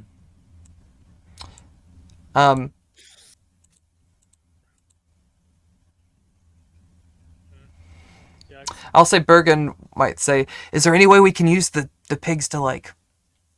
Is there any way we can make them all clump up? Like, if we throw, I don't know, food or something out there and we can use that as cover? Or we can try and start a stampede? I don't know, do pigs fucking stampede? Bergen wouldn't say fucking, but... Spencer would. Bergen may not. Spencer would, you're right. Does Goldbrand have any idea if he doesn't want to do that, so he's not gonna say that. It's a good size idea, Indies. Gets them movings or gets them clump stops. Shoot. Shit. Take some rations out of my pack. Anybody got a good idea where to toss this? Where are we trying to get to? Yeah. I think the best idea is just to put it where the ration wherever you can get it without leaving the safety of the room you're in, because they can't see you necessarily when they enter the space from where you are. Zatari will roll his eyes. He's practically invisible anyway. I think he could. And he's a good shot. I think he could probably get it a good way. About here, and then I don't know how far I can throw. But I guess 60 feet, because that's generally how far my daggers go. What are you throwing? You're throwing your rations? Yeah. Okay. Roll a percentile dice for me. Roll a d100. Roll it with advantage.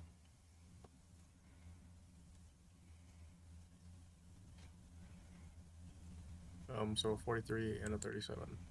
I'm actually going to take the cumulative and say 80 feet. 1, 2, 3, 4, 5, 6, 7, 8. You could get it over the river to about here, or anywhere in sort of the arc around that. Okay.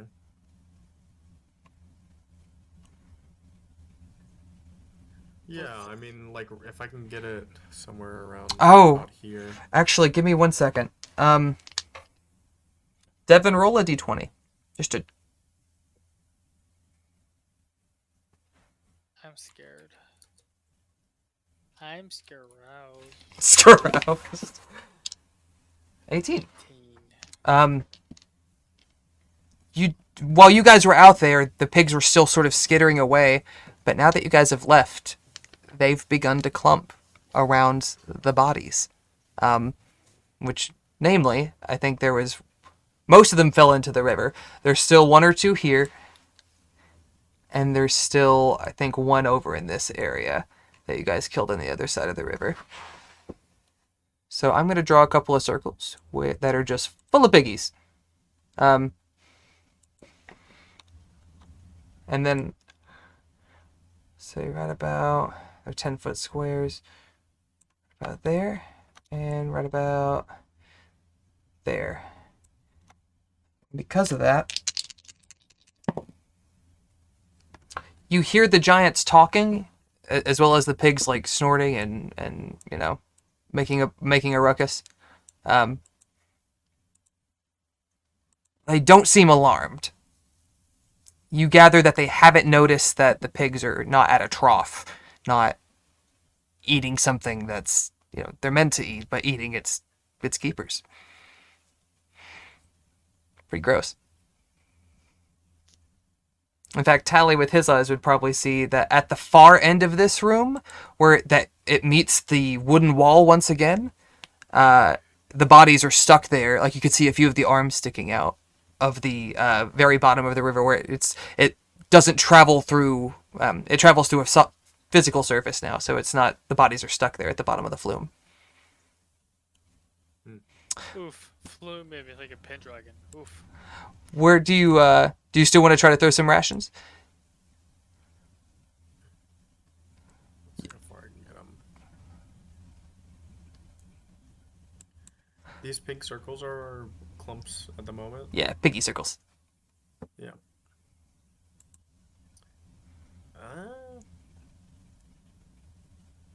Let's see.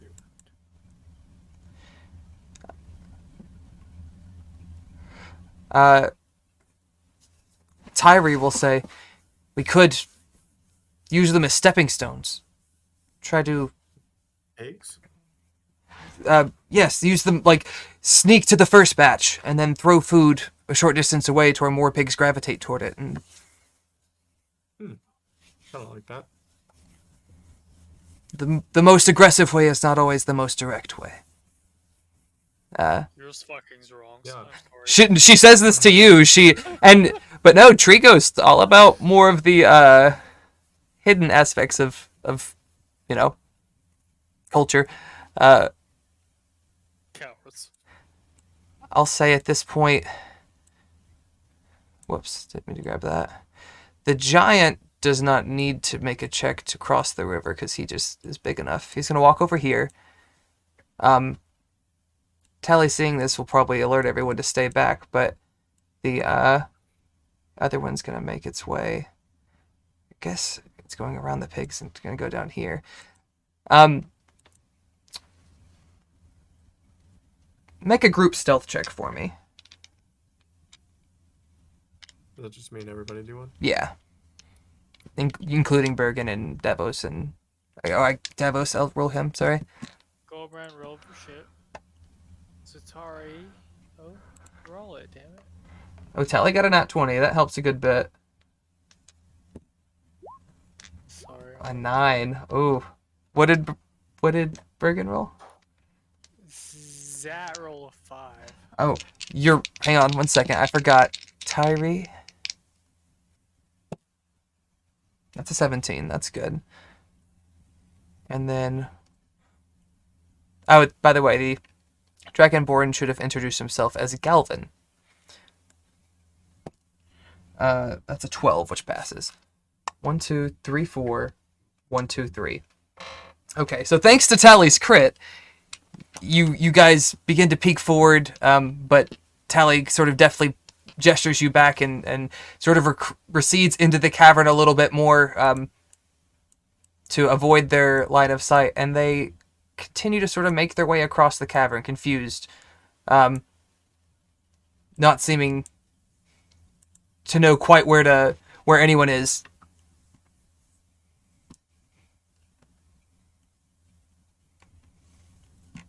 What are you doing, boys?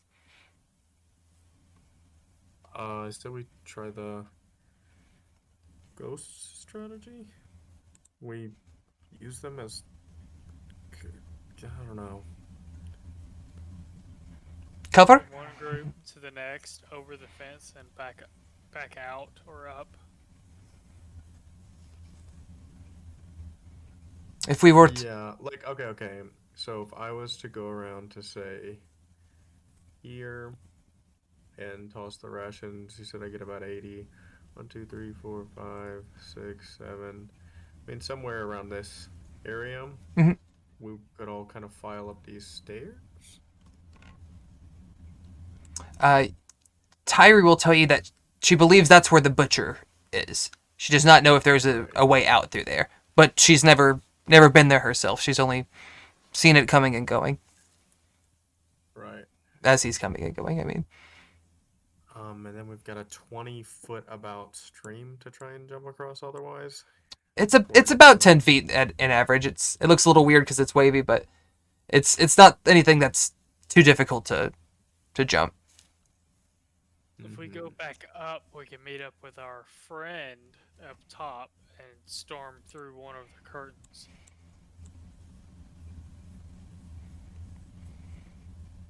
Yeah, let's just get a marching order, I guess. Because I say we try to I'll throw the rations like about here. Group more piggies, and then we just try to cut across the river about here, or the stream. Maybe even closer, like there.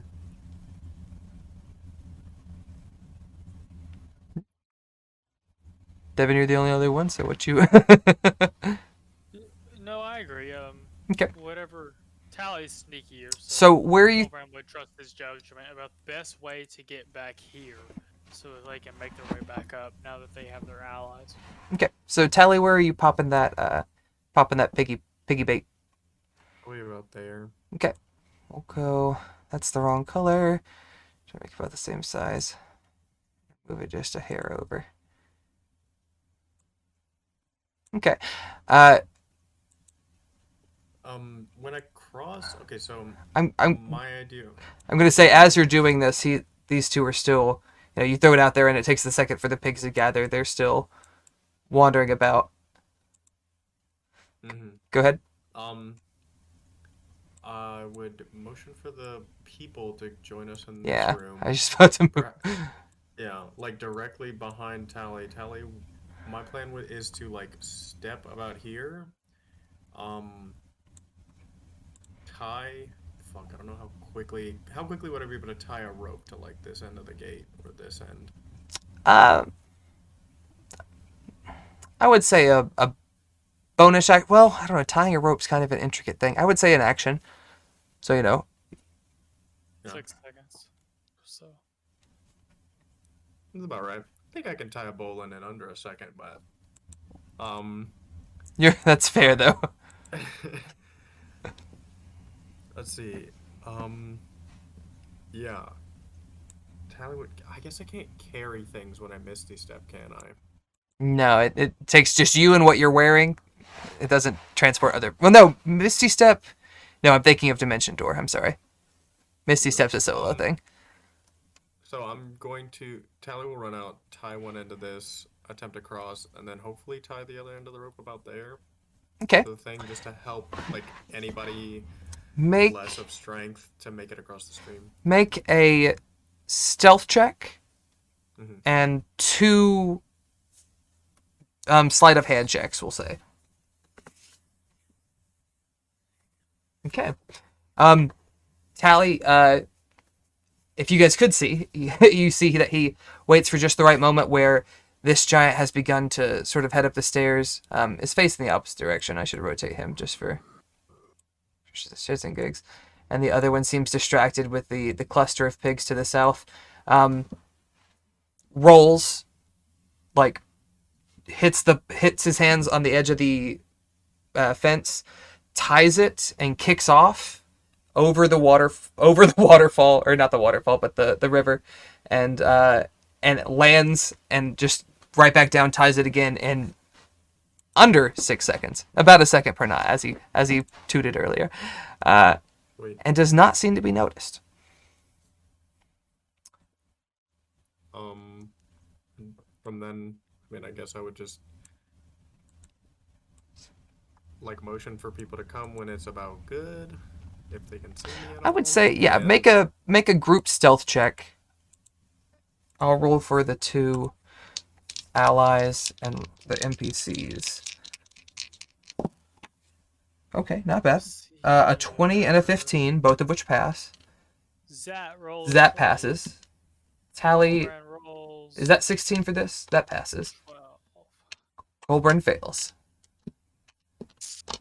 Davos Bergen. Oh, I'm sorry, I'm doing Davos. I feel like Colbrand doesn't necessarily need the rope because his strength score is really high. He just long jumps the river. Oh, not great. And oh, 2 19s. Fuck. These villagers are good as shit at being quiet. Oh, but then a nat 1, so that 2 cancels that out. You're still in the positive end, though. You guys successfully creep, finding those little moments of quiet or of distraction where the hill giants don't seem to notice you, and you creep your way through and across the tunnel over here. Is your plan just to run back through? I will reveal a bit more now that you're on this side. Ah, more darkness. I'm scared of the dark. And you know that the tunnel comes out here. What's the plan? You could also make your way back out through the room you came in. Or through the side entry. Devin wants to raid all those pillowcases for gold. But he also wants to wait for other players to be here next session when we raid all those pillowcases for gold. I will say, you can try it, but there's going to be a time limit. Like, you're going to... You're raiding literal big bags of coin and trying to quietly, like, load it up into your possessions. But we will go ahead and call it a night there. 12:01. Stop biting shit, Devin. You need, I don't know, something. You're worse than Roman. Chew on a plastic bottle. I can't stop. Like, there's nothing for me to chew on but a bottle cap. Buy gum. Oh my god, anything. I will buy you gum. Gum hurts my teeth. Buy sugar-free gum. Alright, with that, good night, my dudes. Take care. Glad to have you. Yeah. And is it Friday yet? See you next week.